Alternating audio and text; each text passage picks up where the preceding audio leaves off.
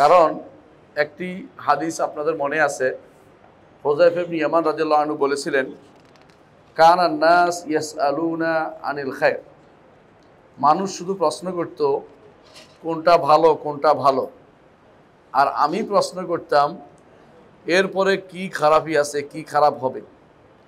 কেন প্রশ্ন করতেন? তিনি বলেছেন যে এই জন্য প্রশ্ন করতাম মাখাফাতান তুদরিকানি, যাতে এটা আমাকে পেয়ে না বসে, যাতে এটা আমাকে পেয়ে না বসে। সুতরাং একজন মানুষ ভালো মন্দ উভয়টাই জানতে হবে তাকে। সবসময় আমরা সাধারণত এক দিক বলে থাকি, ভালো মন্দ উভয়টাই আমাদেরকে জানতে হবে। সবসময় আমরা এক দিক বলে থাকি, আরেক দিকের খেয়াল আমরা করি না। বেশিরভাগই আমরা পজিটিভলি আলোচনা করি, বেশিরভাগ সাধারণত আলহামদুলিল্লাহ, কিন্তু কখনো কখনো নেগেটিভ আলোচনা করতে হয়। আমার নবী মুহাম্মদুর রাসূলুল্লাহ সাল্লাল্লাহু আলাইহি ওয়াসাল্লাম তিনি সাবধান করার জন্য নেগেটিভ আলোচনা প্রচুর করেছেন। মানে সাবধান করার জন্য যে এরকম হইতে পারে, এরকম হইতে পারে, এরকম হইতে পারে, তোমরা কি করবে, এটা রাসূলুল্লাহ সাল্লাল্লাহু আলাইহি ওয়াসাল্লাম বলেছেন। কোরআনে কারীমেও দেখবেন আল্লাহ তাআলা বলছেন, ওয়া আন্না হাযা সিরাতি মুস্তাকিমান ফাত্তাবিউহু, এ হচ্ছে আমার পথ, এটার অনুসরণ করো, একটা পথ। ওয়ালা তাত্তাবিউস সুবুলা ফাতাফাররাকা বিকুম আন সাবিলিহি, বিভিন্ন পথের অনুসরণ করো না, তাহলে আল্লাহর পথ থেকে তোমরা বিচ্ছিন্ন হয়ে যাবে, দূরে সরে যাবে। যালিকুম ওয়াসাকুম বিহি লাআল্লাকুম তাত্তাকুন, এ হচ্ছে তোমাদের জন্য ওসিয়ত, যাতে তোমরা তাকওয়ার অধিকারী হতে পারো। সূরা আল আনআমের 153 নম্বর আয়াতে এই ওসিয়তটি এসেছে। এর আগে 9টি ওসিয়ত এসেছে, এটা 10 নম্বর ওসিয়ত। এটা সর্বশেষ ওসিয়ত। সর্বশেষ ওসিয়তের কারণ কি? সর্বশেষ ওসিয়ত এটাই দিয়েছেন আল্লাহ তাআলা আমাদেরকে, যে আল্লাহর নবীর পথে থাকতে হবে, যেই পথে সাহাবায়ে কেরাম চলে গেছেন সেই পথে থাকতে হবে। অন্যান্য বিভিন্ন পথ অনুসরণ করা যাবে না, বিভিন্ন পথ নিয়ে খুশিও হওয়া যাবে না। এত পথ, এত মত, সব যত মত তত পথ, এটা বলা যাবে না। বলতে হবে হেদায়েত আল্লাহ রসুল যা নিয়েছেন তাতে, হেদায়েত মুহাম্মদুর রাসূলুল্লাহ সাহাবীদের যা যেটার উপরে রেখে গেছেন সেটা, এটা মনে রাখতে হবে। কারণ রাসূলুল্লাহ সাল্লাল্লাহু আলাইহি ওয়াসাল্লাম তিনি আমাদেরকে বলেছেন যে ইহুদিরা 73 ভাগে 71 ভাগে বিভক্ত হয়েছে, নাসারারা 72 ভাগে বিভক্ত হয়েছে, এই উম্মত 73 ভাগে বিভক্ত হবে। তারপর তিনি বলেছেন যে একটি ব্যতীত বাকি সব জাহান্নামে যাবে, একটি ব্যতীত বাকি সব জাহান্নামে যাবে। যেহেতু রাসূলুল্লাহ সাল্লাল্লাহু আলাইহি ওয়াসাল্লাম আমাদেরকে বলে গেছেন, সাহাবায়ে কেরাম যা জিজ্ঞাসা করেছে, ইয়া রাসূলুল্লাহ কোনটি সেটি, রাসূলুল্লাহ সাল্লাল্লাহু আলাইহি ওয়াসাল্লাম বলেছেন, মা আনা আলাইহি ইয়াউম ওয়া আসহাবি, যার উপর আজকের দিনে আমি আছি এবং আমার সাহাবীরা আছে। যেদিন রাসূলুল্লাহ সাল্লাল্লাহু আলাইহি ওয়াসাল্লাম বলেছেন এটা, যে আমার সাহাবীরা যেটার উপর আছে আমি আছি। রাসূল তো দুনিয়া থেকে চলে গেছেন, তারপর সাহাবায়ে কেরাম ছিলেন। সাহাবায়ে কেরাম 110 হিজরি পর্যন্ত জীবিত ছিলেন কেউ কেউ, এত বছর। অথচ দেখেন এই ফেরকা, বিভিন্ন যে মতাদর্শ বের হয়েছে, এগুলি কিন্তু রাসূলুল্লাহ সাল্লাল্লাহু আলাইহি ওয়াসাল্লাম দুনিয়া থেকে যাওয়ার 30 বছর মধ্যেই সেগুলো সালুসি অনেকগুলো বের হয়ে গেছে। এর মধ্যে একটা হচ্ছে খারিজিরা বের হয়েছে প্রথমে, দ্বিতীয়ত বের হয়েছে শিয়ারা, দ্বিতীয় ফেরকা বের হয়েছে শিয়ারা। খারিজিদের বিরুদ্ধে যুদ্ধ করেছেন আলী ইবনে আবি তালেব রাদিয়াল্লাহু আনহু। খারিজিদেরকে তিনি কাফের হিসেবে যুদ্ধ করেছেন এটা বলেন নাই, বলেছেন যুদ্ধ করেছেন এই জন্য যেহেতু উম্মতে মুসলিমাকে ভাগ করেছে। একজন খলিফাতুল মুসলিমিন, খলিফাতুল মুসলিমিন যার ব্যাপারে জান্নাতের সুসংবাদ এসেছে, তিনি হচ্ছেন আলী ইবনে আবি তালেব রাদিয়াল্লাহু আনহু। তিনি খারিজিদের বিরুদ্ধে যুদ্ধ করেছেন, অথচ তারা কাফের না। কাফের না হওয়ার কারণ পরেও তাদের বিরুদ্ধে যুদ্ধ করেছেন, তাদেরকে হত্যা করেছেন, মেরেছেন। নাহরাওয়ানের যুদ্ধে তাদেরকে তিনি প্রায় নিচ্ছিন্ন করে ফেলছিলেন। তারা কয়েকজন ছাড়া সবাই মারা পড়েছে, এবং শেষ পর্যন্ত তিনি তাদের মধ্যে একজনকে খুঁজে পেয়ে আল্লাহ শুকরিয়া আদায় করে সেজদা করেছেন যে আমার হাবিব মুহাম্মদুর রাসূলুল্লাহ সাল্লাল্লাহু আলাইহি ওয়াসাল্লাম আমাকে আগেই বলে গেছেন, এদের আলামত সম্পর্কে বলেছেন যাদেরকে আমি যুদ্ধ করব। রাসূলুল্লাহ সাল্লাল্লাহু আলাইহি ওয়াসাল্লাম আরেকটি হাদিস আমার মনে পড়ে, তিনি বলেছিলেন, আলী, আজকে আমি যুদ্ধ করছি কোরআনকে প্রতিষ্ঠা করার জন্য, একদিন আসবে তুমি যুদ্ধ করবে কোরআনের অপব্যাখ্যা ঠেকানোর জন্য। সেই কারণে আলী ইবনে আবি তালিব রাদিয়াল্লাহু আনহু যুদ্ধ করেছেন। কিন্তু পরবর্তীতে আলী ইবনে আবি তালিব রাদিয়াল্লাহু আনহুকে নিয়েই একটি গোষ্ঠী তৈরি হয়ে যায় যাদেরকে শিয়া বলে। আহলুস সুন্নাত ওয়াল জামাতের অনুসারী, তাদের ইমাম হচ্ছেন আলী ইবনে আবি তালিব রাদিয়াল্লাহু আনহু। আহলুস সুন্নাত ওয়াল জামাত সাহাবায়ে কেরামের সবার মধ্য থেকে এসেছে, এটাই হচ্ছে আহলুস সুন্নাহ ওয়া আহলুল জামাত।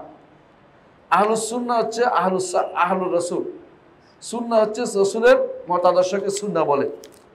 আহলুল জামা অর্থাৎ আহলুস সাহাবা, জামা বলতে সাহাবায়ে কেরামকে বোঝায়। এই জন্য এখনো যদি জামা বলে কটা গোষ্ঠীকে বুঝায় না, কোনো দলকে বুঝায় না। আহলুল জামা হচ্ছে সাহাবায়ে কেরাম, আহলুস সুন্নাত ওয়াল জামা অর্থ হচ্ছে আহলুর রাসূল ও আহলুস সাহাবা। সহজেই বুঝেন। আহলুস সুন্নাত ওয়াল জামাত এটা নয় চট্টগ্রামের কিছু মানুষ কবর পূজা করে, এটা নয়, অথবা ওই বড় রাস্তার মাঝখানে একটা কবর আছে এটা পূজা করে, এটা না। আহলুস সুন্নাত ওয়াল জামাত হচ্ছে যারা রাসূলকে মানে এবং সাহাবায়ে কেরামের পদাঙ্ক অনুসরণ করে চলে, তারাই হচ্ছে আহলুস সুন্নাতি ওয়াল জামাত। এবারে বিস্তারিত আলোচনার সুযোগ নেই। আহলুস সুন্নাত ওয়াল জামাত থেকে একটা গোষ্ঠী প্রথম বেরিয়েছে, তারা হচ্ছে খারেজিরা। দ্বিতীয় গোষ্ঠী বেরিয়েছে, তারা হচ্ছে শিয়ারা। আর শিয়ারা বের হওয়ার পরে আর যত গোষ্ঠী বেরিয়েছে তাদের মতো এত ক্ষতিকর কোনো গোষ্ঠী বের হয়নি। শিয়াদের মধ্যে তিনটি গোষ্ঠী বের হয়েছে, মনে রাখবেন। একটি গোষ্ঠী হলো যাইদি, যারা শুধুমাত্র আলী রাদিয়াল্লাহু আনহুকে বেশি হকদার মনে করত, কিন্তু আবু বকর ওমরকে খলিফা মনে করত। এরা হলো যাইদি। বর্তমানে যাইদিরা এখন বাস্তুচ্যুত, মানে তারা ইয়েমেনে ছিল, ইয়েমেন থেকে তাদেরকে তাড়িয়ে দিয়েছে আরেকটা গোষ্ঠী জারুদিরা। তারা ধীরে ধীরে জারুদিয়া বাদ দিয়া তারা ইমামিয়া ইসনা আশারিয়া ফেরকা হয়ে গেছে, হইয়া যারা ক্ষমতায় ছিল তাদেরকে তাড়িয়ে দিয়েছে, অর্থাৎ জায়দিরকে তাড়িয়ে দিয়েছে। ইয়েমেনে যারা এখন ক্ষমতাসীন হয়ে আছে বা হুতি যাদেরকে বলা হয়, এরা সব হচ্ছে ইরানি এবং ইমামি ফেরকা এবং ইসনা আশারি ফেরকা। এরা আগের যে জায়দি ছিল, জায়দি নাই। জায়দি থাকলেও যে ভালো এটা আমরা বলছি না, কারণ জায়দিদের আকীদাতেও সমস্যা আছে, জায়দিদের আমলও সমস্যা ছিল। এই হচ্ছে একটি ফেরকা, অন্তত এদেরকে বলা হয় আকরাবুন নাস, আকরাবুল ফিরাক ইলাল ফিরাকে ইলাল আহলুস সুন্নাত ওয়াল জামাত। জায়দিরা ছিল আহলুস সুন্নাত ওয়াল জামাতের সবচেয়ে কাছের একটি গোষ্ঠী বা ফেরকা। আরেকটি ফেরকা সবচেয়ে ভয়াবহ রূপ ধারণ করেছে, শিয়াদের থেকে বের হয়েছে, তারা হচ্ছে বাতিনি ফেরকা। বাতিনি ফেরকা আপনি চিনবেন না, আমি শুধু একটা একটা করে নাম বলে যাব, আপনি বুঝে নেবেন। এক নম্বর হচ্ছে বাতিনি ফেরকার মধ্যে হচ্ছে যাদেরকে আপনারা আগাখানি বলেন। এই আশেপাশে আপনাদের ওদের বিশাল কি আছে, স্কুল আছে, কলেজ আছে, মাদ্রাসা আছে, ফুটবল, গোল্ড কাপ ইত্যাদি ইত্যাদি দুনিয়া সব চালায়।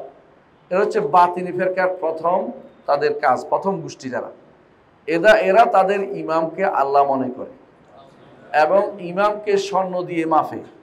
ইমাম আসলে মেয়েরা চুল বিছিয়ে দেয়, চুলের উপর হেঁটে গেলে বিয়ে হয়, নাহলে বিয়ে হয় না।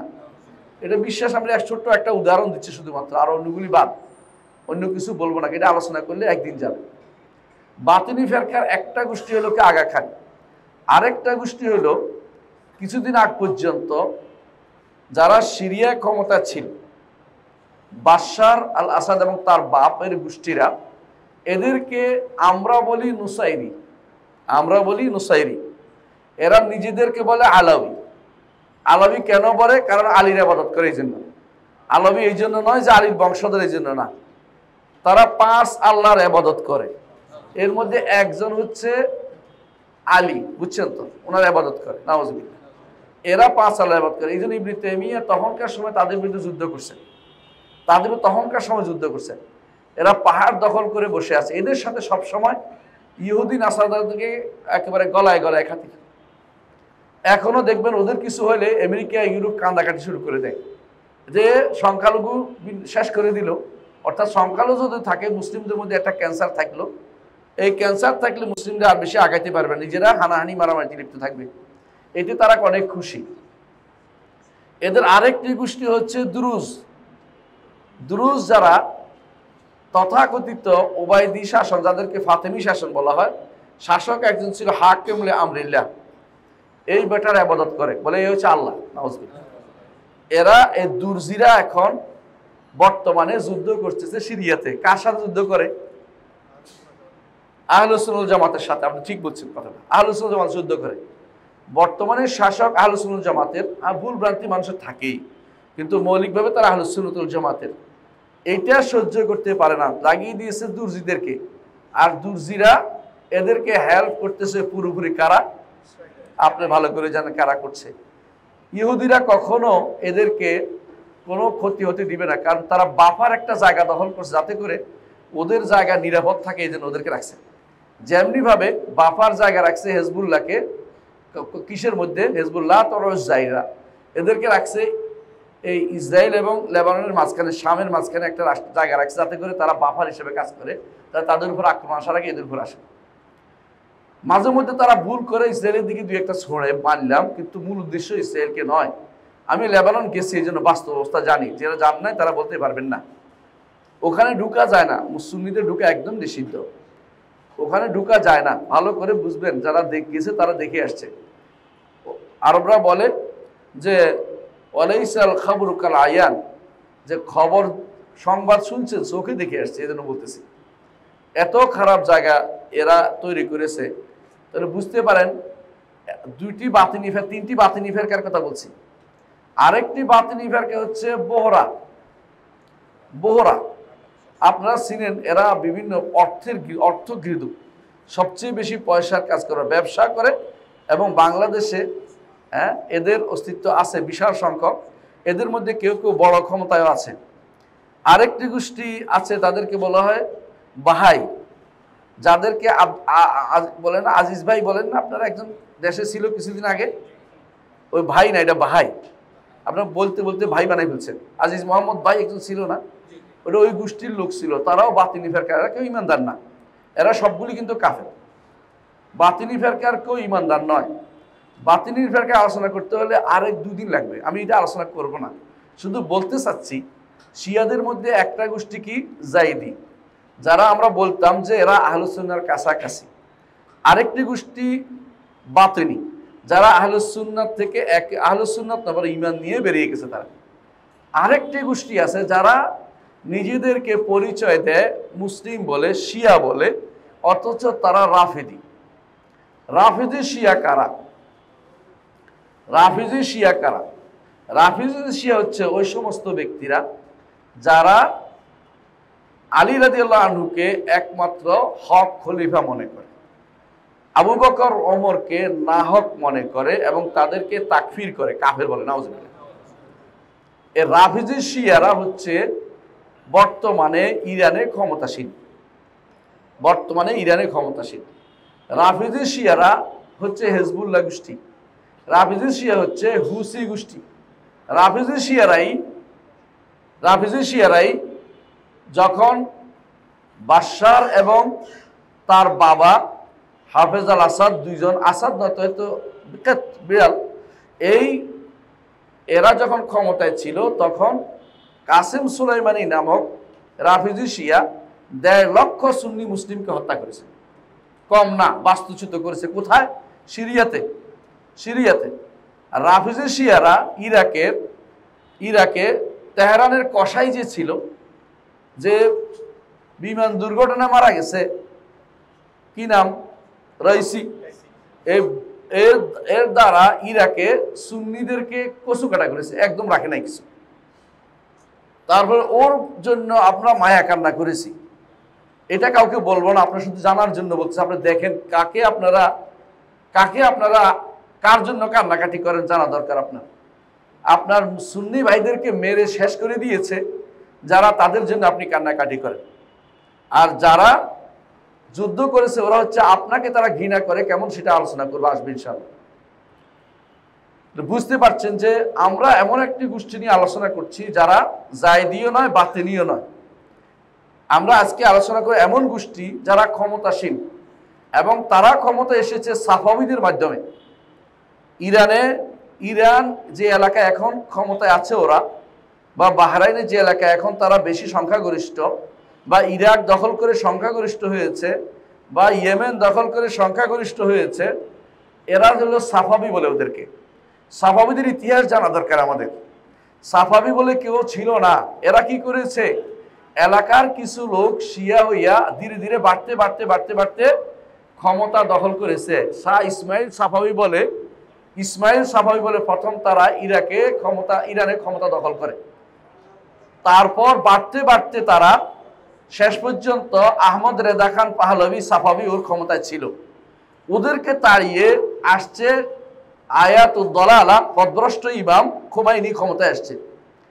তারা এক জায়গায় কম্প্রোমাইজ করে না, সেটা হচ্ছে এক জায়গায় ছাড় দেয় না, সেটা হচ্ছে তারা শিয়াইজমে কোনো ছাড় দেয় নাই। তারা শুধু ছাড় দিছে একে অপরকে কে কত বেশি শিয়াইজম মানতে পারে। ইরানে যারা এর আগে ক্ষমতায় ছিল শিয়াইজমকে তারা খুব মানত, কিন্তু ব্যক্তি জীবনের দরকার মনে করে নাই। যুদ্ধ করত কার সাথে? ওসমানী খেলাফতের সাথে। কারণ ওসমানী খেলাফত হচ্ছে সুন্নি, আহলুস সুন্নাহ ওয়াল জামাতের খেলাফত ছিল, যদিও ভুল ছিল, কিন্তু আহলুস সুন্নাহ ওয়াল জামাতের খেলাফত ছিল। এদেরকে ধ্বংস করার পিছনে কাজ করেছে তখন সাফাবিরা। এদেরকে তাড়িয়ে দিয়ে, যেহেতু তখন ইরানের শাসন চলে গেছে, কাদের তুরস্কের যে ওসমানী শাসন চলে গেছে, এখন যুদ্ধ করার জায়গা পায় না। তখন তারা নিজেদের মধ্যে বাড়িয়ে নিল যে আমরা আমাদের ইমাম বানায় নেব, একজন ইমাম। আসল ইমাম তো আসে না, যার আলোচনা আমরা করবো ইনশাল্লাহ। এখন একজন ইমাম বানাইলো, আমাদের ওয়ালায়াতুল ফকিহ, ওয়ালিউল ফকিহ, বা নতুন তার অবর্তমানে যারা বড় ইমামের অবর্তমানে, গায়েব ইমামের অবর্তমানে যিনি ফতোয়া দিবেন, এই জন্য ইমাম বানাইলো। এই ইমাম বানাইলো তারা, প্রথমে বানাইলো একজনকে, তারপর তারা পরবর্তী ইমাম বানাইলো। এইভাবে তারা ইমাম বানিয়েছে। এখনো তারা খোমাইনি, খামেনি এদেরকে এইভাবে ইমাম বানিয়ে যাচ্ছে। আরো অন্য ইমামও তাদের ওয়ালায়াতুল ফকিহ আছে। তিনি বানাই তারা এখন শিয়াইজমকে প্রতিষ্ঠা করার জন্য ইজমটাকে তারা সবচেয়ে বেশি গুরুত্ব দিচ্ছে। অথচ আপনারা জানেন যে ইরান যে রাষ্ট্রটা বর্তমানে আছে, এই রাষ্ট্রটা আরবিক এলাকা, আরবিতে লিখত। ইমাম বোখারা সামারকান্দ, তারপরে ইমাম আবু দাউদ সিজিস্তানি, ইমাম কাজবিনী, ইবনে মাজাহ আল কাজবিনী, অর্থাৎ আমাদের বড় বড় ইমামরা সব কোন এলাকায় ছিলেন? বর্তমান ইরানের। আবু হানিফা তিনি এই বর্তমান ইরান এলাকার লোক ছিলেন, তার বাপদাদারা ওখানেই থাকতেন। তাদেরকে তাড়িয়ে দিয়ে এমনভাবে মারা হলো যে বর্তমানে ইরানে বলা হয় 10% সুন্নি আছে আর সব শিয়া। বর্তমানে ইরানের তেহরানে একটা সুন্নি মসজিদ নাই, সবগুলিকে তারা ধ্বংস করে দিয়েছে, ভেনিশ করে দিয়েছে। আপনি যদি কেবল বলেন জানেন, বাড়াবাড়ি একদম আপনি সাক্ষাৎকার দেখেন, কুয়েতের যে ছিল, অ্যাম্বাসেডর ছিল, তিনি বলতেছে আমি শুধু আমার এমবেসির ভিতরে একটা নামাজের জায়গা করেছি, তারপর চিঠি দিয়ে আমাকে জানানো হলো এইভাবে নামাজের জায়গায় নামাজ পড়া বাইরের লোক ডেকে নামাজ পড়া যাবে না, আপনাদের এখানে বাইরের লোক যেন না ঢুকে সেটার ব্যবস্থাপনা করতে হবে। কারণ আশেপাশের সমস্ত অ্যাম্বাসেডররা এখানে নামাজ পড়তে, কারণ নামাজ পড়ার জায়গা পায় না তারা। আর জানেন যে আরবরা জামাতে নামাজ না পড়লে মনে করে তাদের মন ভরে না, তারা জামাতে না ছাড়া নামাজ পড়তে পারে, তাদের অভ্যস্ত না। এই জন্য কেন সেটা করেছে অ্যাম্বাসেডর, আপনি সাক্ষাৎকার নামটা বুঝতে পারবেন যে কি করেছে। বাকিটা বললাম না, অর্ডার দিয়ে নিষেধ করে দিয়েছে না, কোনো সুন্নি আলাদা মসজিদ থাকতে পারবে না, শিয়া সুন্নি ভাগ করা যাবে না, শুধুমাত্র এই জন্য তাদেরকে কিছু দেয়া যাবে না। এই জন্য ইরানের সংবিধানে শিয়াদেরকে সুন্নিদেরকে সংখ্যালঘু হিসাবে উপস্থাপন করা হয়েছে। ইরানের সংবিধানে বলা হয়েছে রাষ্ট্রপ্রধান হবে শিয়া এবং এই জাফরি, তাদেরকে বলা ইমামি, এবং পার্লামেন্টের সদস্য হবে ইমামি, পার্লামেন্ট সদস্য বুঝছেন তো, নির্ধারিত করা আছে। পুলিশ সদস্য হবে ইমামি, এবং সেনাবাহিনীর সদস্য হবে ইমামি। পৌরসভার যে সমস্ত কর্মচারী তারা হবে ইমামি। অর্থাৎ সুন্নিদের জন্য কিছুই রাখা হয়নি, যাতে করে মানুষ অন্তত চাকরির লোভেও শিয়া হইয়া যায়। তারপরে যদি শিয়া না হয় তাদেরকে হত্যা করার জন্য একটা দুইটা নয়, ইন্টারনেটে আপনি সার্চ দিবেন যে ইরানের সুন্নি হত্যা, দেখবেন যে কত ছবি আপনার কাছে আসে, হাজার হাজার ছবি আসে উপস্থিত হবে যে এটার মারছে ওইটার মারছে। কিন্তু আমরা কিছুই জানি না, আমরা অন্ধকারে বসে থাকি। আমরা শুধু খুশি হইয়া বসে রয়েছে সুন্নি জয় জয় জয়কার। কার বিরুদ্ধে জয় নিচ্ছে তারা? তারা সমস্ত বিজয় যা নিচ্ছে সব আহলুস সুন্নাত ওয়াল জামাতকে হত্যা করে বিজয়গুলো নিয়েছে। এটা আমাদের বোঝা দরকার। তারা 6টা রাষ্ট্র দখল করেছে, আর বাকি রাষ্ট্র দখল করার জন্য মক্কা তো তারা ক্ষেপণাস্ত্র ছুড়েছে। এদের সম্পর্কে আমাদের জানা দরকার। আমরা নতুন কাউকে কিছু বলছি না, যারা বর্তমানে আছে এদের আকীদা বিশ্বাস কি, এই বিষয়টা নিয়ে আমরা শুধুমাত্র আলোচনা করতে চাচ্ছি। বর্তমানে যারা আছে এদের আকীদা বিশ্বাস কি এটা জানা দরকার। প্রথমেই আসেন বর্তমানে যারা আছে এদের আকীদা বিশ্বাস কি। আমি এই বইগুলি এনেছি শুধু দলিল দেওয়ার জন্য। দলিল দিতে গেলে সারাদিন শেষ হবে।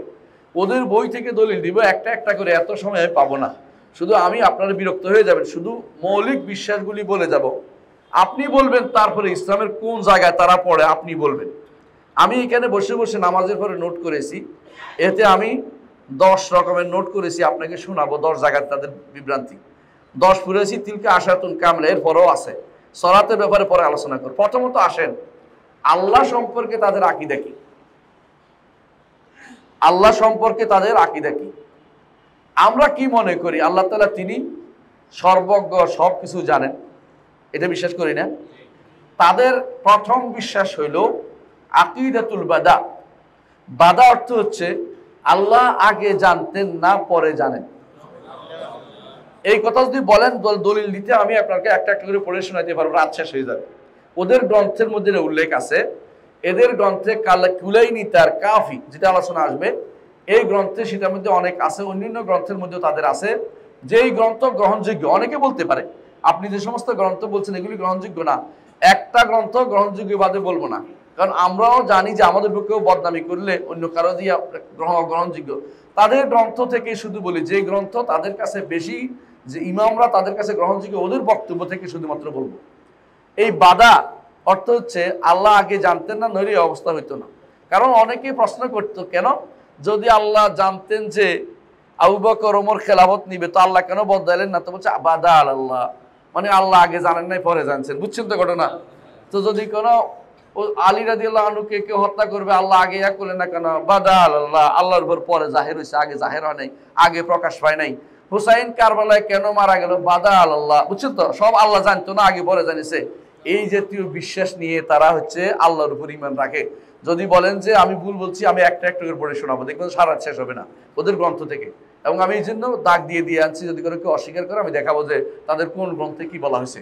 অস্বীকার করার কোনো জো নাই, এবং তারা এটা স্বীকার করে নিজেদের মধ্যে। 2 নম্বর, আল্লাহর ব্যাপারে আরেকটি আকীদা কি, তাওহীদের ব্যাপারে। আমাদের তাওহীদের আকীদা হচ্ছে শাহাদাতু আল্লা ইলাহা ইল্লাল্লাহ ওয়া আন্না মুহাম্মাদুর রাসূলুল্লাহ, তাওহীদের রিসালাতের আকীদা। একজন মানুষ যদি বলে এটা উমিরতু আন উকাতিলান নাস হাত্তা ইয়াশহাদু আল্লা ইলাহা ইল্লাল্লাহ ওয়া আন্না মুহাম্মাদুর রাসূলুল্লাহ, এইটাই রাসূলুল্লাহ সাল্লাল্লাহু আলাইহি ওয়াসাল্লাম নির্দেশ দিয়েছে, এটার উপরে যুদ্ধ করতে।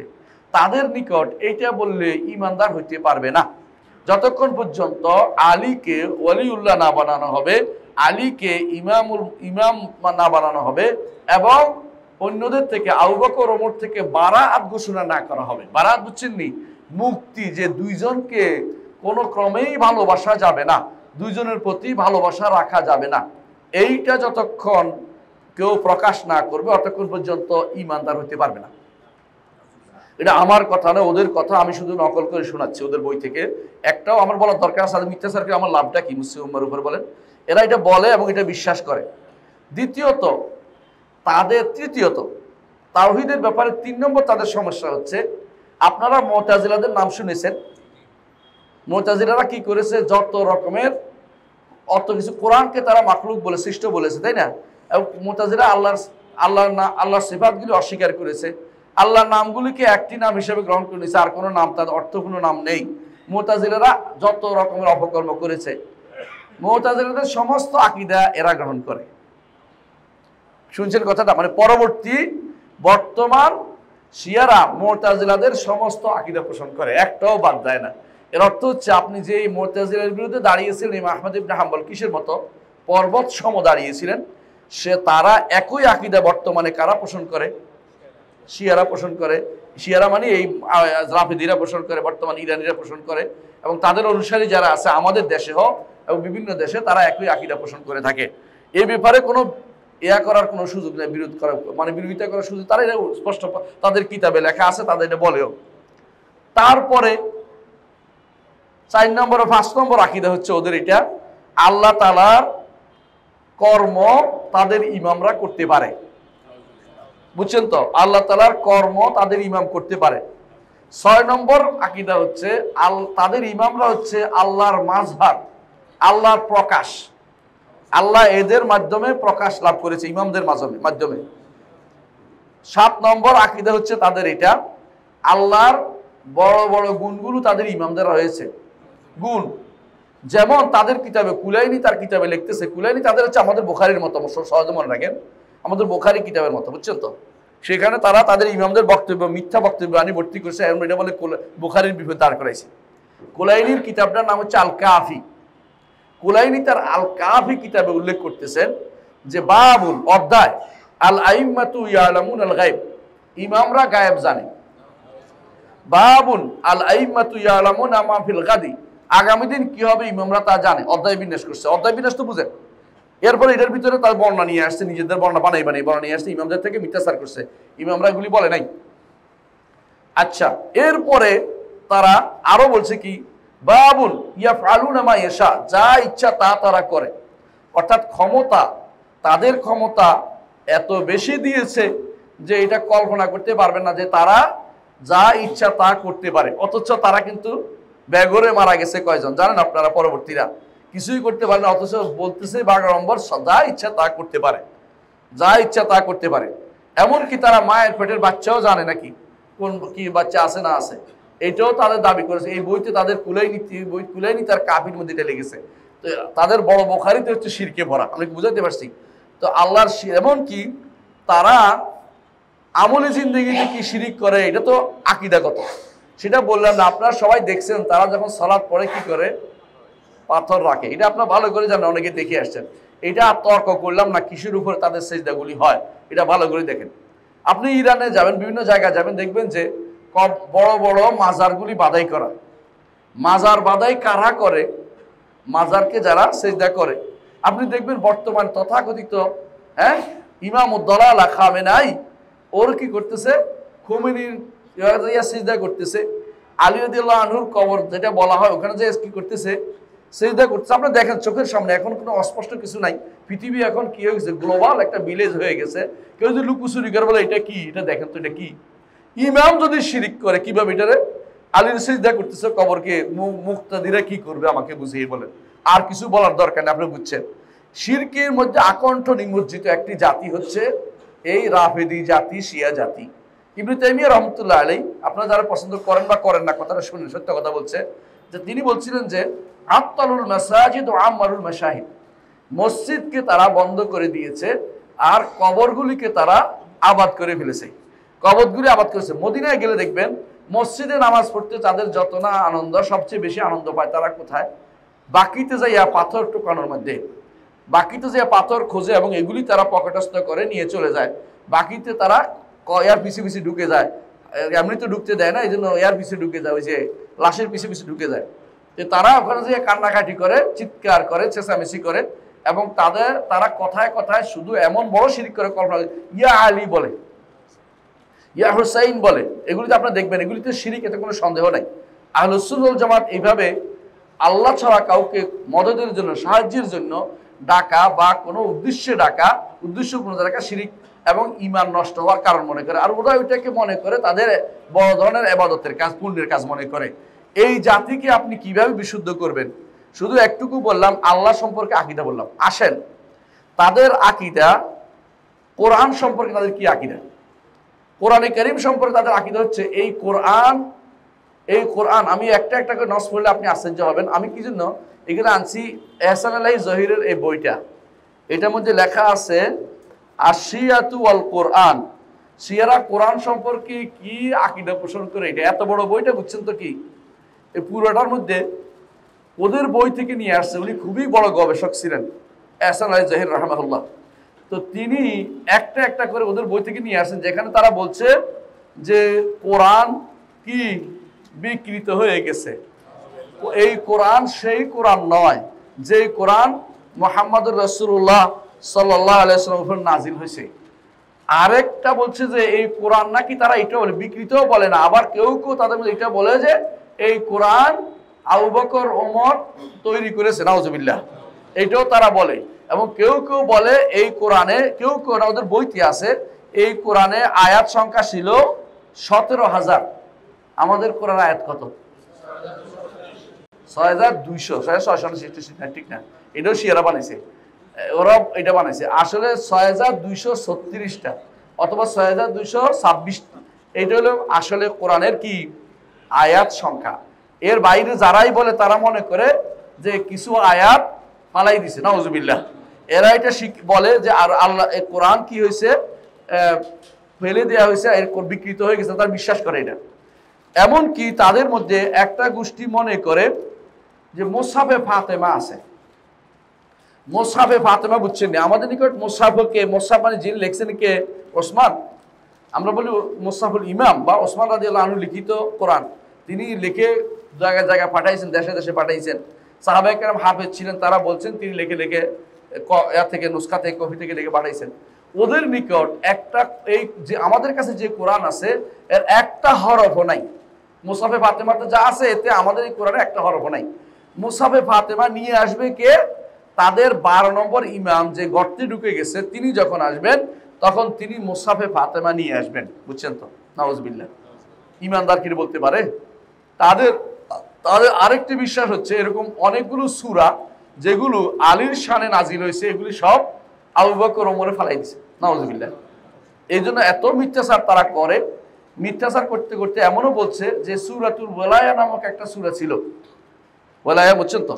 মানে ওলি, জাআলনা ওয়ালিয়ান আলিয়ান সেহরাক, বলছে ওখানে কি আলাম নাশরাহ লাকা সাদরাক ওয়া ওয়াদানা আনকা উজরাক। এরপরে বলতে বাড়াই দিছে ও জাআলনা আলিয়ান সেহরাক, আলীকে আপনার জামাই করেছি, জামাই বানিয়েছি। এরপরে ওটার মধ্যে আরো আয়াত, তারা অনেকগুলো আয়াত, একটা দুইটা নয়। যদি আপনি এহসান আলাই জহিরের বইটা পড়েন, তাদের বই থেকে আনছে, স্পষ্ট পাবেন। অনেকে বলেন যে এই বই থেকে আনছে, বইটা কই? বইগুলিও নেটে আছে, আপনি সার্চ দিবেন একটা সূরা সহ আসবে, কষ্ট নাই। এখন আর কোনো কিছু লুকানো পারতে না, কারণ ওরা লুকাইলে অন্যরা বের করে দেখাই দিচ্ছে, বুঝছেন না কথাটা? আপনি পাবেন একটা ছোট্ট বই আছে, এত বড়, ছোট মানে অন্তত 250 পৃষ্ঠা। ওইটার মধ্যে ওলামা শিয়া ইয়াকুলুন, শিয়ারা বলে, এরপর সাথে বইয়ের ছবি তুলে দিয়েছে। ওলামা শিয়া ইয়াকুলুন বইটা অনুবাদ হয়েছে, যদি বের করে আপনার আলো সহ দেখতে পাবেন ইনশাআল্লাহ। এটা বের করার ইচ্ছা আছে, সময় পাইলে ইনশাআল্লাহ।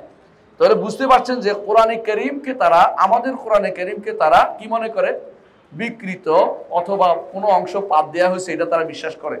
যদিও আপনাকে সেটা বলবে না, এটা কারণ আমরা বলবো আপনাকে। রসুলের হাদিস সম্পর্কে কি তাদের মত, রসুলের হাদিস সম্পর্কে কি তাদের মত, এটার উপরে এহসান আলাই জহির রহমতুল্লাহ আলী একটা বই লিখছেন, আশরিয়াতু ওয়াস সুন্নাহ, শিয়ারা সুন্নাহর উপরে কি আকীদা পোষণ করে, এটার উপরে। এত বড় বই তো বলার উপায় নেই, আমি শুধু সংক্ষেপে কয়েকটা জিনিস বলবো। 1 নম্বর হচ্ছে তারা হাদিসকে হুজ্জত মনে করে না। আমরা সাধারণত যারা হাদিস অস্বীকারী তাদের কি বলি? কাফের বলি না? আপনি এখন কিছু হুকুম দিবেন কি না, হুকুম দিলে আপনারা বলবেন যে উম্মতে মুসলিমরা তাকফির করে বসে রয়েছে, আপনিই বলবেন সবকিছু পরে আপনি আলোচনা হলে। এরা হাদিস মানে না। হাদিস মাঝে মধ্যে উল্লেখ করবে, আপনাকে আটকানোর জন্য হাদিস উল্লেখ করে, আপনার গ্রন্থ থেকে এগুলো উল্লেখ করে, কিন্তু তারা কোনো হাদিস মানে না। তাহলে কি মানে চলে? তাদের একটা কিতাব আছে, নাম হচ্ছে, আমরা একটু আগে বলেছিলাম, নাম বলেছিলাম আল কাফি লিল কুলাইনি, অনুবা আল ইস্তিবসার, মাল্লা ইয়াহদুরুল ফাকিহ। এই জাতীয় গ্রন্থগুলো তাদের কাছে, এই 8টা গ্রন্থ, আমি ইচ্ছাগুলো নাম ধরে বলতে পারবো কয়টা গ্রন্থ এবং লেখকগুলো। এদের আপনি যদি উইকিপিডিয়া সার্চ দেন সেখানেও আসবে। উইকিপিডিয়া তো আর আমাদের মতো ওহাবি ছিল না, তাই না? ওহাবি হতেও পারে আপনারা। ওদের গ্রন্থ ওরা ওরাই উল্লেখ করে, এগুলি হচ্ছে তাদের গ্রহণযোগ্য কথা। ওই গ্রহণযোগ্য কথার মধ্যে আছে যে সুন্নিদের গ্রন্থ, যে সমস্ত গ্রন্থ আছে, ওদের লোকদের কথা গ্রহণ করা যাবে না, কারণ তারা ইমানদারই হইতে পারে নাই। আলীকে তো তারা কি মানে নাই? একমাত্র খলিফা মানে নাই, প্রথম খলিফা মানে নাই। এই জন্য তাদের ইমানদার হওয়া থেকে দূরে সরে গেছে। কথা কি বুঝছেন কিনা? এই জন্য তাদের কোনো হাদিস নেওয়া যাবে না। আমাদের বুখারী, মুসলিম, আবু দাউদ, তিরমিজি, নাসাই, ইবনে মাজাহ, এগুলিকে তারা গ্রহণযোগ্য মনে করে না। আমাদের কোনো হাদিসের কিতাব তারা মানে না। তো তখন কখন তাদের দরকার হইলে দুই একটা আইনে আমাদের বিরুদ্ধে তারা সেট করে নেয়। কথা বলছেন কিনা? অনেক সময় দেখবেন যে হাজির এই দলিল দিছে আপনার বিরুদ্ধে, ওরা মানার জন্য না, কারণ তাদের আলাদা বই আছে, গ্রন্থ আছে, ওগুলি তারা মানে। তাদের গ্রন্থের অসুবিধাটা ইয়াটা কি জানেন? আমাদের ওদের গ্রন্থের অসুবিধা হচ্ছে ওরা যদি কোনো কেবল, ওদের নিয়ম হচ্ছে এটা, কোনো ব্যক্তি যদি কেবল একটা হাদিস বানিয়ে বলে যে এটা আবু আব্দুল্লাহ আলাইহিস সালাম বলছে, অর্থাৎ তাদের 12 ইমামের মধ্যে 11 ইমামের মধ্যে কোনো একজন বলছে, তাতে এটা শুদ্ধ, সনদ থাকুক আর না থাকুক।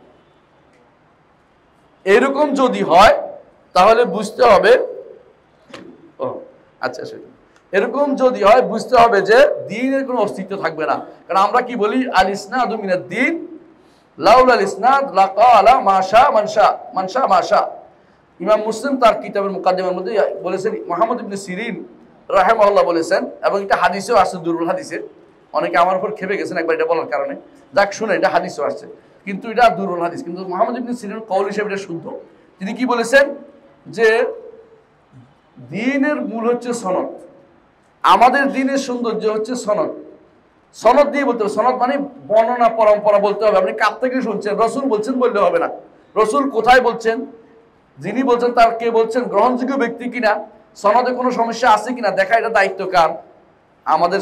এই দ্বীনের বড় সৌন্দর্য হচ্ছে এটা, পৃথিবীর কোনো দ্বীন, কোনো ব্যক্তিত্ব, কোনো গবেষক, এমনকি কোনো দার্শনিকের বক্তব্য এইভাবে সংরক্ষিত নাই। আল্লাহ তাআলা আমার দ্বীনকে সংরক্ষিত করেছেন, কোরআনকে এবং সুন্নাহকে সংরক্ষিত করেছেন। এটা আমাদের সৌভাগ্যের বিষয়। এইটা ছাড়া আর কোনো ব্যক্তি বলতে পারবে না। হঠাৎ করে আপনি বলেন সক্রেটিস বলছে, সক্রেটিসে আপনার খবর আসলে কেমনি? সক্রেটিসের কাছে সনদ দেন তো দেখি কটা পাবেন? অমুকে বলছে পাবেন না, এগুলো সব মিথ্যা কথা বানাতে পারে কেউ, আপনি কেমন জানেন? কিন্তু আমাদের দ্বীনের সৌন্দর্য হচ্ছে সনদ, আর ওদের নিকট সনদের কোনো গুরুত্ব নাই। যদি কেবল হইতে পারে একটা লোকটা শিয়া ছিল, এটাই যথেষ্ট। এই জন্য শিয়া নাম থাকলেই তারা সহযোগিতা করে তাদেরকে, এই জন্য সহযোগিতা করছে বাশারকে, সহযোগিতা করে যাচ্ছে এখন দ্রুজদেরকে, এরা সহযোগিতা করবে। আপনি কি জন্য করেন আপনি চিন্তা ভাবনা করে দেখেন, যেটা বলছিলাম। তাহলে তারা কি করে, হাদিসগুলো তারা মানে না। আপনি যারা আমার রসুলের হাদিস মানে না, একটাও মানে না, সে তাদেরকে আপনি কোন জায়গায় নেবেন আপনি সিদ্ধান্ত নেন। আসেন রাসূলুল্লাহ সাল্লাল্লাহু আলাইহি ওয়াসাল্লামের সাহাবীদের ব্যাপারে তাদের কি বক্তব্য। আমরা একটু আগে বলেছিলাম আপনাদেরকে যে আমাদের দ্বীন, আমরা বলি আমরা আহলুস সুন্নতি ওয়াল জামাআহ, সুন্নত তারা মানে না, রসুলের মানার কি প্রশ্ন আর? বুঝছেন কথাটা? অনেকেই আপনাকে বলবে তোমাকে মানি মানি মানি, আপনার কোনো কথা শুনবে না, তাহলে আপনার মানার কি হলো?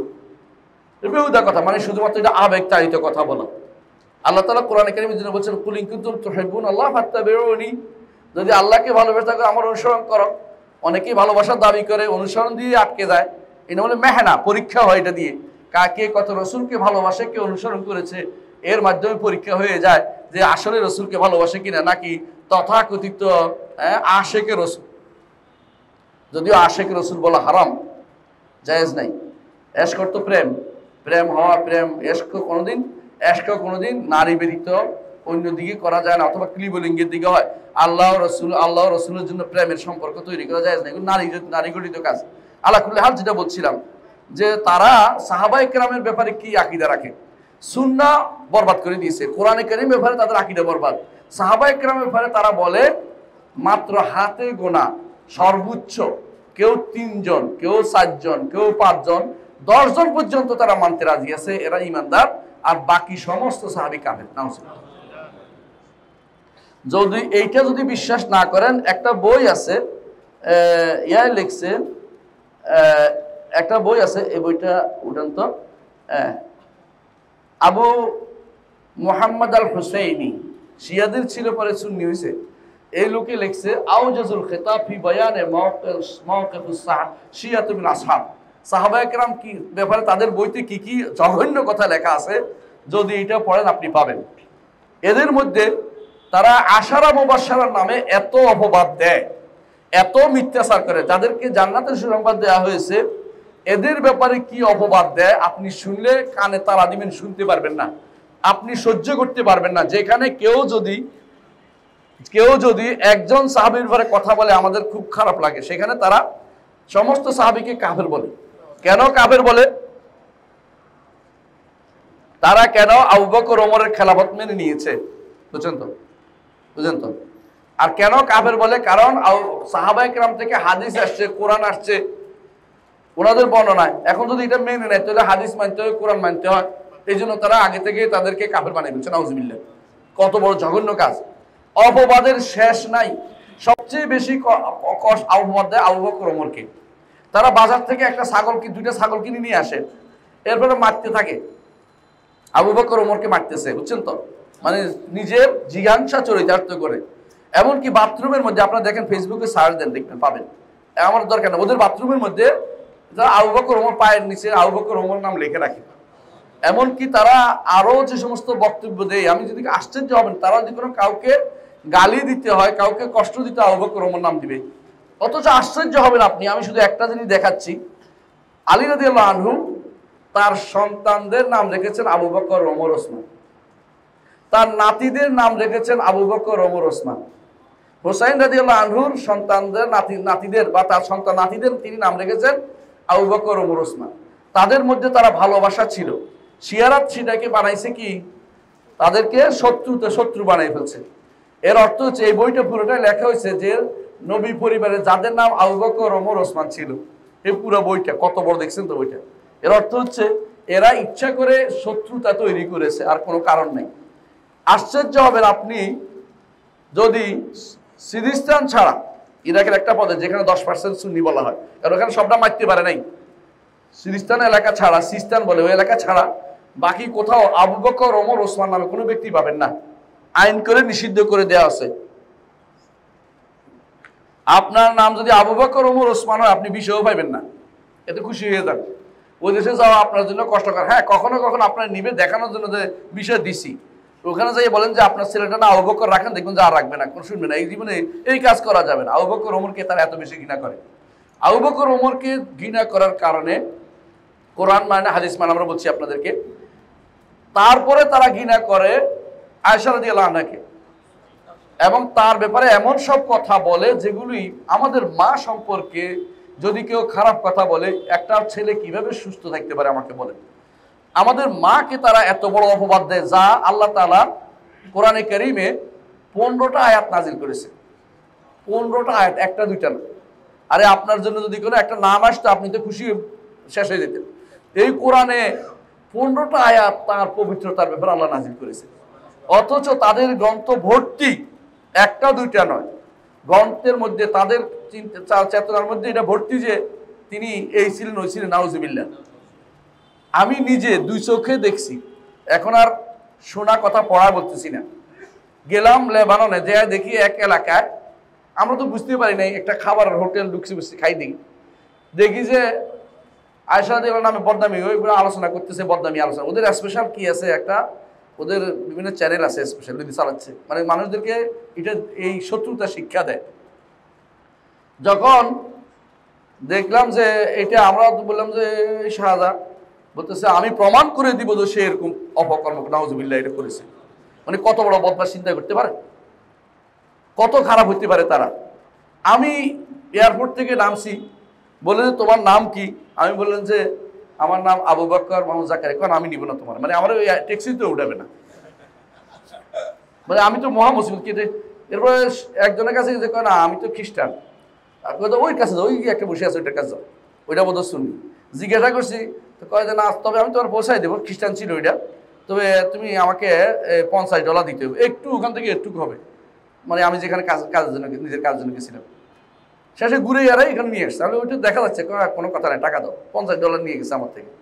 তো আমি যে ওখানে বলছি, ওরা তোমার ঠকাইছে, কারণ তুমি যখন দেখছি মুসলিম, এরা এত একটা খারাপ রাষ্ট্র এটা লেবানন, কেউ কাউকে কোনো সহযোগিতা করতে রাজি নেই, মানে নিজের দল ছাড়া কারো সহযোগিতা করে না। এমনকি ডলার দিলে নিবে, ওদের যে লিরা দিলে নিবে না, করে না, না লিরা দিও না, টাকা ডলার দাও, কারণ যে কোনো সময় পালাইতে পারে তারা জানো। এই হচ্ছে ওদের অবস্থা। ওইটাও বাড়তি কথা বললাম, কিন্তু মূল জিনিস হচ্ছে আয়েশা রাদিয়াল্লাহু আনহা সম্পর্কে তারা সবচেয়ে বেশি মারাত্মক কি করে অপবাদ দেয়, যেটা মুখে উচ্চারণ করার মতো আমাদের কাছে নাই। যুগে যুগে ইমামরা এই কারণে ওদেরকে কাফের বলছে। এমনকি ইমাম মালিক কাফের বলছে, আপনারা জানেন, ইমাম মালিক এদেরকে কাফের বলে গেছে, এবং বলছে যে কোরআনে কারিমে যাকে পবিত্র ঘোষণা করা হয়েছে তাদের বিরুদ্ধে যারা কথা বলবে তারা কাফের। আবু বকরের প্রশংসা করেছে কোরআনে, ওমরের প্রশংসা করেছে কোরআনে, কিন্তু তারা এর বিরুদ্ধে নামছে। সাহাবায়ে কেরামকে জান্নাতি বলেছে, আর সাহাবায়ে কেরামকে কাফের বলছে। আপনি চিন্তা করেন কত ভয়াবহ। এগুলি মূল কারণ হচ্ছে তারা জানে ইসলাম জিন্দা থাকবে যতক্ষণ সাহাবায়ে কেরামের নীতি অনুসরণ করে চলবে। ইসলাম জিন্দা থাকবে, তাদের এই বক্তব্য কেউ নিবে না সাহাবায়ে কেরামের বক্তব্য শুনলে। এই জন্য তারা এই মিথ্যাচারগুলি করে বেড়াচ্ছে। এ হচ্ছে সাহাবায়ে কেরামের ব্যাপারে তাদের আকীদা বিশ্বাস। আসেন, তাদের আকীদা বিশ্বাসের মধ্যে আরেকটা হচ্ছে, আমরা তো বিশ্বাস করি যে একজন মরে গেলে আর আসে না, তাই না? তাদের বিশ্বাস হচ্ছে যে তাদের ইমামরা 3000 ইমাম, 3000 ইমামের অনুসারী সহ আবার দুনিয়াতে আসবে, বুঝছেন তো? 3000 সাধারণ মানুষ আর তাদের অনুসারী তখন সব, তিনি যা চাইবেন ইমামে, 12 নম্বর তথাকথিত ইমামে যা চাইবেন তা কি করবে? তা জীবিত হবে। এবং আবু বকর ওমরকে স্পেশালি বলছে, বুঝছেন তো? উঠাইয়া, কবর থেকে উঠাইয়া শুলে ছড়াবে। ওদের বইতে এটা লেখা আছে ভাই, আমি কোনো নিজের থেকে বলি না, আসহাবুল কিরাম বইটা দেখেন পাইবেন। তারপরে এটা বলছে যে বনি সাইবা, যাদের হাতে কাবার ছাবি আজ পর্যন্ত আছে, এখন পর্যন্ত যত শাসকে আসছে, এটা নেয় নাই। কেন নেয় নাই? রাসূলুল্লাহ সাল্লাল্লাহু আলাইহি ওয়াসাল্লাম বলছেন, খুযুহা খালিদা তালিনা, এই চাবি তোমার হাতে দিলাম, তোমার চিরস্থায়ীভাবে তোমার সন্তানরা নিবে। এটা যখন আলী রাদিয়াল্লাহু মক্কা জয় হইল, মক্কা বিজয়ের পরে রাসূলুল্লাহ সাল্লাল্লাহু আলাইহি ওয়াসাল্লাম বনি সাইবা থেকে চাবি নিয়ে নিলেন, কাবার চাবি দিয়ে দাও, দিয়ে দিছে। আল্লাহ তাআলা আয়াত নাযিল করলেন, ইন্নাল্লাহা ইয়া'মুরুকুম আন তুআদ্দুল আমানাতি ইলা আহলিহা। রাসূল আমানত পরিবারকে দিয়ে দেন, আপনি নিয়েন না। এটা রাসূল ডেকে এনে বললেন যে তোমাদের হাতে দিতে আল্লাহ বলেছে, কিয়ামত পর্যন্ত তোমাদের হাতে থাকবে, কেউ নিতে পারবে না জালেম ব্যতীত। আজও তাদের হাতে আছে, যত পট পরিবর্তনই হোক না কেন, ওদের থেকে কেউ চাবিটা নেয় না, কারণ জালেম লা ইয়াখুযু মিনকুম ইল্লা জালেম, যে নিবে সে জালেম। রাসূল বলছে এই জন্য কেউ নিবে না, বুঝছেন তো? কেউ এখনো নেয় না। এখনো বনি সাইবা দেখবেন যে মাথার মধ্যে থাল নিয়ে সুগন্ধি দিচ্ছে, সকাল বিকাল সুগন্ধি দেয়। এরা সবগুলি বনি সাইবা করতে, সাইবি বলে ওদেরকে, শেষে অমুক সাইবি শেষে দিয়ে দেখবেন লেখা থাকবে। এই গোষ্ঠীর লোকেরা এখনো কাবার সাধারণতে আছে। ওরা বলে যে এই গোষ্ঠীর লোকদের হাত কেটে দিবে, ওই তাদের ইমাম আসলে এদের হাত কেটে কেটে কাবার সাথে লটকে রাখবে। কেন? যে আলীর হাত থেকে চাবি নিয়ে গেছিল, অথচ রাসূল নিজে চাবি দিয়ে দিছে, বুঝছেন তো? রাসূল নিজে দিয়ে দিছে। এটা তাদের কাছে গ্রহণযোগ্য বিষয় না। মনে হচ্ছে শাস্তি দিবে, তাদের এতটুকু তাদের জিজ্ঞাসা, তাদের হিংসা বিদ্বেষ তারা, যে তারা আহলে সুন্নাতকে এভাবে শাস্তি দিবে। তারা সাহাবাকে তাদেরকে উঠাবে, 3000 সাহাবিকে উঠে শুলে চড়াবে। তাদের সিদ্ধান্ত বইতে লেখা আছে যে ইমাম যখন আসবে এত এত সাহাবিকে তারা শুলে চড়াবে। এ হচ্ছে তাদের চিন্তা ভাবনা। আমি চিন্তা করছি তাদের ফিরে আসবে চিন্তাতে করছে। এটা কি ইমানদারের চিন্তা ভাবনা? এটা তো হিন্দুদের কথাবার্তা, যারা বলে পুনর্জন্মে বিশ্বাস, এদের এই বিশ্বাস তাদের আছে। এই একটা কথা বললাম এই জন্য, বুঝার জন্য যে তারা কতটুকু হিংসা বিদ্বেষ পোষণ করে। আরেকটি বিশ্বাসের কথা বলি, সেটা হচ্ছে 8 নম্বর, যেটা 8 নম্বর বা 7 নম্বর বিশ্বাস হচ্ছে এটা, তারা তাকিয়া নীতি অবলম্বন করে। তাকিয়া অর্থ হচ্ছে গোপন করে মুখে একটা বলবেন, ভিতরে আরেকটা রাখবেন, আপনার প্রতিপক্ষকে ঠকাবেন। এবং তারা তাদের এই বইতে কুলাইনি লিখতেছে, এবং তাদের বইতে লেখা আছে, কুলাইনি তার কাফিতে লিখতেছে, অন্যান্য গ্রন্থ সবগুলিতে আছে, যে ইয়ার নামে মিথ্যাচার করতেছে, মুসা কাযেমের নামে বা জাফর সাদেকের নামে, যে তিনি বলছেন তাকিয়াতু আবাই দিন ও দিন আবাই, তাকিয়া করা হচ্ছে আমার দিন, আমার 14 গোষ্ঠীর দিন। নাউযুবিল্লাহ। এই তাকিয়া কি? আহলে সুন্নাত ওয়াল জামাতকে যদি একটা কথা বলে তাকে বোকা বানাইতে পারেন, তা আপনি স্বয়ং হোসাইনের সাথে মুসাফার সওয়াব পাইছেন। আর দ্বিতীয়বার যদি তাকে বোকা বানাইতে পারেন, তো স্বয়ং আলী রাদিয়াল্লাহু আনহুর সাথে একটা মুসাফা করার সওয়াব। আমি জানি না মুসাফা কি সওয়াব আছে, তবে এটা তাদের সওয়াব পাওয়া যায়। আর যদি আরেকবার যদি তাদের বোকা বানাইতে পারেন, কথা বলে, সুন্দর কথা বলে, যে আমরা শিয়া সুন্নি কিছু না, এরা সব হলে আমাদের শত্রুরা আমাদের বানাই রেখেছে, আমরা ঠিক আছে ইত্যাদি ইত্যাদি, আপনি একদম খুশি হয়ে ওদের মেনে নিলেন, তো স্বয়ং তৃতীয়বার যদি ধোঁকা দিতে পারে আপনাকে, একটা মানুষ 3 বার ধোঁকা দিলে স্বয়ং রাসূলুল্লাহর সাথে মুসাফার সওয়াব পাওয়া যায়। বুঝছেন তো? যেই ব্যক্তি নেফাকিকে দিন মনে করে, মিথ্যাচার তাদের দিনের অন্তর্ভুক্ত, তাদেরকে আপনি কি বলবেন? তাদেরকে আপনি কি বলতে পারেন? আপনি একটু চিন্তা ভাবনা করে দেখেন। আমাদের মধ্যে অনেকেই বলে যে আমরা ওই বাংলাদেশে একটা নতুন ইয়া হয়ে আছে, সেটা আগে চট্টগ্রামের এক লোক আসছে, আয়াতুল্লাহ হয়ে আছে, বুঝছেন তো? তারা ইয়া বানাই দিছে, হাউজা বানাই দিছে, জায়গা বানাই দিছে। সেখানে বসে বসে ওদের আবার হাউজা বানাইতে হয়, মানে একটা দার্সখানা, এবাদতখানা, যাওয়ার এবাদতের জায়গা বানাই দিতে হয় একটা। তারা আমাদের মসজিদে এবাদত জায়গা যথেষ্ট মনে করে না, সেখানে দাস দেয়, বুঝছেন তো, আলাদা। তো ও বানাই দিছে। এরা যদি জিজ্ঞাসা করে বলবো যে এই একটা কথা অনেকেই পছন্দ করে যে গোরাবিয়া, ওদের মধ্যে দুইটা ফের, শিয়াদের একটা ফেরকা আছে গোরাবিয়া। ওরা ওদেরকে ইগনোর করে যে এরা আমাদের লোক না, আসলে ওদেরই লোক। যত ইগনোর করুক ওরা ওদের লোক, আমাদের লোক আসলে। গোরাবি অর্থ হইল, গোরাব কাক, বুঝেননি? কাক দুইটা একসাথে বসে থাকলে একটা একটা আলাদা করা কি কঠিন না? ওর পার্থক্য করা যায় না, এটাও কাক এটাও কাক। তারা বলে যে জিবরিল এসছিলেন কি নিয়ে? রেসালত নিয়ে, ওহী নিয়ে। তো আলী আর মুহাম্মদ আউযুবিল্লাহ, তারা বলে এটা দুইজনে বসা ছিলেন, জিবরিল বুঝতে ভুল করেছেন, তো তিনি কার কাছে গেলেন? মুহাম্মদ সাল্লাল্লাহু আলাইহি ওয়াসাল্লাম গেছেন, আলীর কাছে যান নাই। এই জন্য ওদের বলে গোরাবিয়া ফেরকা। এই গোরাবিয়া ফেরকার বক্তব্য, ওরা বলে যে আমাদের না, আমাদের না, এটা আমাদের ফেরকা, তো তোদেরও তো ফেরকা। এক, দুই নম্বর, ওদের মধ্যেও এই কথা আগে আছে। এই কথাটা আমি মনে করতাম বুঝি শুধু ওদের, এখন দেখতেছি এই কিতাবের মধ্যে সনদ সহ ওদের বইতে আছে। আগেকার লোকেরা এই বিশ্বাস করতে, ওদের শিয়াদের মধ্যে বিশেষ করে হিশাম আল জাওয়ালিকি বা হিশাম যেটা বলা হয়, হিশাম বিন সালেম যে শিয়া, সে এইটা বিশ্বাস ছিল। ওরা ওদের ইমাম বলে, ওদের কিতাবে লেখা আছে, তাদের ইমাম মধ্যে একজন হচ্ছে হিসাবিয়া, ফেরকা হিসাবিয়া। ওরা এটা বিশ্বাস করে যে এখানে কি হয়েছে, জিবরিলের একটা ভুল ছিল, নাউজুবিল্লাহ। এই তাকিয়া নীতির কারণে, আমরা যেটা বলছিলাম, তাকিয়া নীতির কারণে ওরা কি করে, আপনাকে বিভিন্ন রকমের কথা বলবে।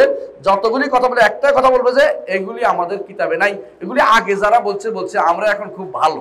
বিশেষ করে তারা বলবে ইমামুদ্দলালা, খুমাইনি এবং তার অনুসারীরা, এরা এই কাম করে না। কিন্তু আপনি যদি ওখানে থাকেন, ওখানে যারা আসছে, আমাদের কোনো ভাই দুর্ভাগ্যবশত তার সন্তানকে ইরানে পড়তে পাঠায়। ওরে ভাই, আপনার তো পড়ার দরকারটা কি? দিন পড়লে যথেষ্ট, দিন অত্যন্ত সহজ। সাহাবায়ে কেরাম এত দূর দূরান্তে পড়তে যায় নাই, অর্থাৎ কাফের দেশে পড়তে যায় নাই বা পাশের দেশে পড়তে যায় না। সাহাবায়ে কেরাম রসুলের মাদ্রাসার ছাত্র। রসুলের দিন যারা শিখায়, রসুলের দিন, রসুলের হাদিস যারা শিখায়, তাদের কাছে আপনি পড়বেন। আপনি ইরান যাচ্ছেন কি জন্য? আমাদের বাসার পাশে একটা প্রতিষ্ঠান আছে, এখান থেকে 100 জন প্রতি বছর যায়। তো এর অর্থ কি কয়জন শিয়া হয়ে আসে আপনি বুঝেন? 2-4 জন যখন বুঝতে পারে যে এগুলি তো ঈমান আকীদার বিরোধী, ফেরত চলে আসে বলে যে এটা ঈমান আকীদার বিরোধী। কিন্তু অধিকাংশই তো থেকে যায় একটা কথা, মিথ্যা কথা 10 বার বলে, এটা কিন্তু শিয়াদের অন্তরে বসে যায়। মানে বুঝাতে পারছেন কথাটা? এই শিয়ারা প্রথম আপনাকে একটা নিউজ লেটার ধরাই দিবে, এরপর আপনাকে একটা পুরস্কার দিবে, এরপর আপনাকে বলবে যে আপনার এলাকায় যাবো, যাইয়া ভালো কথা বলবে, আপনাকে কোথাও নিয়ে যাবে, সাংবাদিকদের নিয়ে, সবগুলি সাংবাদিক শিয়া বানাই ফেলছে আমাদের দেশে। এগুলি আপনাদের অনেকগুলো সাংবাদিক এখন শিয়া, আমার দেশ হতে শুরু করে অধিকাংশ সাংবাদিকগুলি যারা কাভারেজ দেয় বেশিরভাগ শিয়া। এদিকে ভালো করে দেখেন, এখন জায়গা মতো বসছে, এদেরকে খোঁজ নিয়ে দেখেন কতগুলি শিয়া ওখানে বসে রয়েছে। তারা নাম পরিচয় দিবে না, কিন্তু সব সময় শিয়াদের কথা বলবে। ইরানে কোনো কিছু হলে এখানে তারা এটার পক্ষ থেকে প্রতিরোধ করবে এবং বলবে মুজাহিদি কালকের ধরছে, ইহুদিদের ধরছে আসলে সুন্নি একটারে মারার জন্য। বদনামি করবে যে এরা দেশের শত্রু। দেশের শত্রু মানে ওরা শিয়াইজমের শত্রু হওয়ার কারণে দেশের শত্রু হয়ে গেছে। এরকম একটা দুইটা নয়, হাজার হাজার ছেলেকে তারা নিক্ষেপ করছে, মেরে গেছে। আমার বন্ধু ছিল, নাম ছিল আব্দুল গফুর বেলুসি, সুন্দর লম্বা মানুষটি। আমি তাকে বলছিলাম, আমরা সবাই বলছি দোস্ত যাইও না। বলছে না, আমার আছে, আমার বেলুচিস্তানে তো আমার ভালো জায়গা আছে, অসুবিধা নেই, আমরা যাব। বিমান থেকে নামতে দেরি, গুলি করে মেরেছে, জিজ্ঞাসা করার দরকার নেই, গুলি করে মেরে ফেলছে, সরাসরি মেরে ফেলছে। এ হচ্ছে আব্দুল গফুর। আমি বেলুচির কথা বলতেছি, যে বেলুচি দেখলে আপনি আশ্চর্য হতেন, মদিনা ইউনিভার্সিটির ছাত্র ছিল বলে তাকে মেরে ফেলছে, আর কোনো কথা দরকার নেই। আরেকজন আছে আব্দুল্লাহ খুরাসানি, মুসলিম নবীতে একবার পাইছি, কি দায় নাই, কোথায় যাব, একবার যে আসছি আর যাওয়ার সুযোগ পাচ্ছি না, কারণ এখন আমি গেলেই মেরে ফেলবে। আমি তো ওই বেটা মেরে ফেলছে না, আমি দেখলাম হ ওটা মেরে ফেলছে, তুমি যাইও না। বললাম তুমি অন্য দেশে যাও, অন্তত ইরানে ফিরে যাওয়ার চিন্তা ভাবনা করিও না।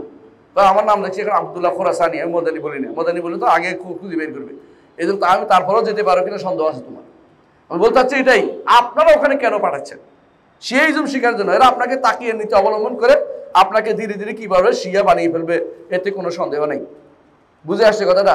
আসেন, এই তাকিয়ে নীতি মানে মিথ্যাচার। আপনাকে যেটা বলে এটা স্পষ্ট মিথ্যা। তাদের আপনার সামনে বলবে সাহাবায়ে কেরামকে আমরা ভালোবাসি, সাহাবায়ে কেরাম তো কিছু বলতে পারবেন না, বুঝবেন এটা হলো আপনাকে ধোঁকা দিচ্ছে। কারণ তাদের আকীদা বিশ্বাস উল্টা না, এটা ঠিক না, এটা পুরোটা ধোঁকা দিচ্ছে। কোনোদিন না। আমাদের গেছিলেন, হাফিজ হুজুর গেছিলেন ইরানে, গেছেন না? হাফিজ হুজুর ইরানে গেছেন।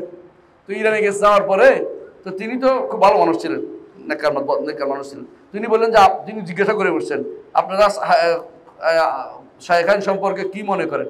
খোমেনি ইমাম দলাল পথভ্রষ্ট ইমাম খোমেনি বলতেছে, নাহতারিম হুমা, আমরা এদের দুইজনকে প্রশংসা করি, সম্মান করি। মানে কত বড় জঘন্য মিথ্যাচার আপনি জানেন? ওর বইতে আছে, ওর বইতে লেখা আছে ইন্নালে আইম্মাতিনা মানজিলাতান, আমাদের ইমামের এমন মর্যাদা, লা ইয়াবলুগু মালাকুন মুকাররাম ওয়া নবী মুরসাল, কোনো ফেরেশতাও বুঝতে পারে না, কোনো নবীও কোনদিন বুঝতে পারবে না। সেখানে তারা আবু বকর ওমর বিরুদ্ধে তাদের বইতে গালি আর গালি ভর্তি, আর মুখে বলতেছে আমরা সম্মান করি। কেন? তাতে ইরানের আপনার দেশে চালু করতে পারে।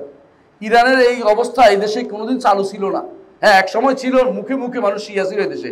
আপনারা জানেন এই দেশে এখনো শিয়াইজমের বিরাট বীজ রয়ে গেছে। আপনাদের নামের শেষে আলী আছে, এগুলি শিয়াইজমের বীজ। নামের শেষে আলী আসবে কেন? নামের আগে আলী আছে, নামের শেষে আলী আছে, আগে হোসাইন পরে হোসাইন কি জন্য আসছে? এগুলো শিয়াইজমের বীজ রয়ে গেছে। কথায় কথা এগুলি আসবে কেন? এগুলি আসবে কেন আমাকে বলেন। আপনাদের নামে আরো কি সমস্যা? আপনাদের নামের মধ্যে গোলাম হোসেন অর্থ কি? গোলামের ইবাদত করেন। আবিদ আলী, আবিদ এবাদতকারী, আলীর এবাদতকারী, বুঝেন নাই? আর অমুক হাসান আলী ইবাদত করতেছেন। কারণ আপনারা এবাদতের ক্ষেত্রে কি করেছেন? এবাদতের ক্ষেত্রে আপনারা জান না কার এবাদত, মুখে কি করতেছেন জানেন না। আপনারা মনে করেন এদের ক্ষমতা অনেক, ওই 14 গোষ্ঠী হোক অমুক আলী লাগাই রাখছে। হ্যাঁ, আমাদের ভাই শওকত আলীও আছে, তাই না? না, শওকত আলীর নাম নাই, এরকম আছে নাকি? আছে। আল্লাহ মাফ করে দিন ওনাকে, ওর বাবাকে মাফ করে দিন, এরকম রাখছে। হ্যাঁ, এরকম নাম যেগুলি আছে বুঝবেন যে শিয়াইজমের বাকি অংশ রয়ে গেছে। আমি আসতেছিলাম শিয়াইজম কেমনে আমাদের মধ্যে আছে বুঝাই দিচ্ছি। আমি মাঝে মধ্যে এই কুষ্টিয়া থেকে আসি, গত রাত্রে আসছি। আমাকে আসতে হয় সপ্তাহে 2 বার, আসা যাওয়া করতে হয়। প্রতিমধ্যে দেখলাম এক জায়গার নাম হচ্ছে এই রাজবাড়ি। রাজবাড়িতে এই পাশে হচ্ছে কাদেরি তরিকার খানকা, আর এদিকে হচ্ছে শিয়াদের ইমাম বাড়া, বুঝছেন তো? এবং লেখা আছে মহরম উপলক্ষে কাদেরি তরিকার খানকার আলোচনা হবে শিয়াদের ইমাম বাড়াতে। আমি বলছি বাহ, মারাজাল বাহরাইনি, 2 সমুদ্র মিলে গেছে, কত সুন্দর, আর কথা বলার দরকার নেই আমার, মানে স্পষ্ট, বুঝছেন তো? এই যে সুফিবাদের বিশাল একটা অংশ শিয়াইজম দ্বারা প্রভাবিত। এই জন্য দেখবেন যে সুফিবাদের তরিকা সবগুলি যাইয়া আলী রাদিয়াল্লাহু আনহুর কাছে বসে। এদের তরিকা কেউ ওমরের কাছে যায় না। কারণ কি? হাইয়া নমাইয়াতান, ওমর হচ্ছে সেরা। মরার পরেও ওই শিয়াইজম ভয় করে, ওই মিথ্যাচারগুলি আর ওমর দিকে করতে পারে না, সব এই মিথ্যাচার ওইদিকে চলে যাচ্ছে। আলী ইবনে আবি তালহা বলেছেন, এগুলি কোনোদিনই ভালো মানুষের কাজ হইতে পারে না, বুঝছেন তো কথাটা? আচ্ছা, কয় নম্বর কইছি? 8 নম্বর বলছি না? আচ্ছা, 7 নম্বর বলছি। 9 নম্বর আকীদা হচ্ছে আমাদের নিকট খলিফাকে আবু বকর, ওমর, ওসমান, আলী, তারপরে হাসান, তারপরে মুআবিয়া রাদিয়াল্লাহু আনহু, এইভাবে তো খেলাফত। কারণ রাসূলুল্লাহ সাল্লাল্লাহু আলাইহি ওয়াসাল্লাম বলেছেন আমার উম্মতের মধ্যে যতদিন 12 জন খলিফা থাকবে এই উম্মত শক্তিশালী থাকবে। এরপরে উম্মতের মধ্যে দুর্বলতা আসবে। ঠিক 12 জন খলিফা ওমর ইবনে আব্দুল আজিজ দ্বারা শেষ হয়ে গেছে। বা তারপরে ইয়াজিদকে ধরলে ইয়াজিদ ইবনে আব্দুল মালিক, ইয়াজিদ ইবনে মুআবিয়া না, আব্দুল মালিককে ধরলে আপনার 12 জন খলিফা হয়ে যায়। ঠিকই ওই দিন পর্যন্ত মুসলিম রাষ্ট্র একটা ছিল। এরপরে মুসলিমরা 2 ভাগে ভাগ হয়ে গেছে। এক ভাগ স্পেনে চলে যায়, এক ভাগ বাগদাদে চলে আসে, নতুন যুদ্ধ বিগ্রহ আরম্ভ হয়ে যায়। পরেরগুলি নিজের খেলাফত সম্পর্কে জানতো না, এরকম অবস্থা। কিন্তু রাসূলুল্লাহ সাল্লাল্লাহু আলাইহি ওয়াসাল্লাম হাদিস প্রমাণিত হয়েছে যে এটাই ছিল। ওরা কি করছে? এই হাদিসে বানাই দিছে, ইমাম বানাই দিছে। 12 ইমাম কোত্থেকে আসলে বোঝার জন্য বলতেছি। রাসূল তো বলছে 12 জন খলিফা হবে, বানাই নিছে 12 জন ইমাম হবে। এখন বিপদে পড়ে গেছে, 12 জন মিলাইতে পারে না। 12 জন যদি কোনো শাসক মানতো ঠিক আছে, এখন 12 জন ইমাম বানাইছে আলাদা।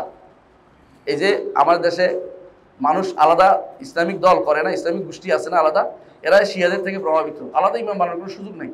এবং সুফিরাও এটা করে নিছে, আলাদা দল এগুলি কি শিয়াদের থেকে প্রভাবিত। ইসলামে এরকম কোনোদিন ছিল না, ইতিহাস দেখেন। যারা করেছে ক্ষমতা লোভের জন্য করেছে। আমরা তো ছাড় দিই, ক্ষমতা তো অনেকেই নিতে পারে, কিলাকিলি করুক, মারামারি করুক, ক্ষমতা নেয়। কিন্তু ইমাম হওয়া বা যাদের জন্য বায়াত হবে, এটা খেলাফত ছাড়া কারোর জন্য বায়াত হয় না, এটা মনে রাখতে হবে আমাদেরকে। এটা অনেকে রাগ করেন না, বাস্তবতা বুঝেন। এটা শরীয়ত দৃষ্টি দেখেন, কেউ এরকম বায়াত করে নাই। এরা বায়াত নাম দিয়েছে ইমাম, রাষ্ট্রীয়, অর্থাৎ শরীয়তের একটা রং দিতে চেষ্টা করেছে। এটার মধ্যে শরীয়তের রং দেওয়া যাবে না। আপনি ক্ষমতা নিতে চান, মারামারি করে ক্ষমতা নেন, আমার এই নিয়ে টেনশন নেই। কিন্তু আপনি এটাকে যদি বলেন যে শরীর দৃষ্টিকোণ থেকে আমি ইমাম, আমি শাসক, ওই শাসক না, এটা অন্যায় হবে। কারণ আসলে আপনি শাসক না, আপনি হচ্ছে 2 নম্বরই করতেছেন এখন। এখন বুঝা আয়াত এবং হাদিসকে 2 নম্বরই করে তারা নিজেদের দিকে নিয়ে আসে, এটা সত্য না। এই শিয়ারা কি করছে, যেহেতু হাদিসটা বুঝাচ্ছে 12 জন খলিফা হবে, এখন তারা বলে না এই 12 জন খলিফা বুঝাচ্ছে না, 12 জন ইমামকে বুঝাচ্ছে। তো 12 জন ইমাম কারা? 12 জন ইমামের একজনের নাম হচ্ছে, বলে যে প্রথম হচ্ছে আলী, দ্বিতীয় হচ্ছে হাসান। আবার হাসানের বংশধরে আর যাবে না, দেখবেন একটু অপেক্ষা করে, কারণ হাসানের বংশধরে গেলে মিলে না এই জন্য, কারণ ওরা খুব ভালো মানুষ ছিল, তো ওরা ওর মধ্যে কেউ রাজি হয় না যে তোদের সাথে আমার কোনো সম্পর্ক নাই বলছে। 3 নম্বর হচ্ছে হুসাইন রাদিয়াল্লাহু আনহু, 4 নম্বর হচ্ছে জয়নুল আবেদিন। ওরা দাবি করে, কিন্তু এরা কেউ কিন্তু ওদের ইমাম না, এটা দাবি করা, এরা আমাদের ইমাম, আহলে সুন্নাত ওয়াল জামাতের ইমাম। তারপরে হচ্ছে মুহাম্মদ আল বাকের, মুহাম্মদ আল বাকের আলেম ছিলেন, কোনো সন্দেহ নেই, আহলে সুন্নাত ওয়াল জামাতের ইমাম। ওরা জোর করে দাবি করে, কারণ তখন তো ওরা মানা করছে এদেরকে। এরপর জাফর আস-সাদেক, এরপর কি জাফর আস-সাদেক, তিনি আলেম ছিলেন নিঃসন্দেহে। এরপরে যারা আসছে কেউ আলেম ছিলেন না, মোহাম্মদ আল জওয়াদ বা আলী রেদা বা এরপরে যারা আসছে এরা কেউ হাসান আসকারি এরা কেউ ইমাম ছিলেন না, বাকি 3 জন 4 জন ইমাম মানে আলেমও ছিলেন না, সাধারণ মানুষ ছিলেন। কিন্তু এরা জোর করে 12 জন মিলাইতে হইব। কিন্তু সমস্যা হচ্ছে 11 জন মিলানোর পরে হাসান আসকারি নিঃসন্তান অবস্থায় মারা গেছে, এখন 12 জন মিলে না।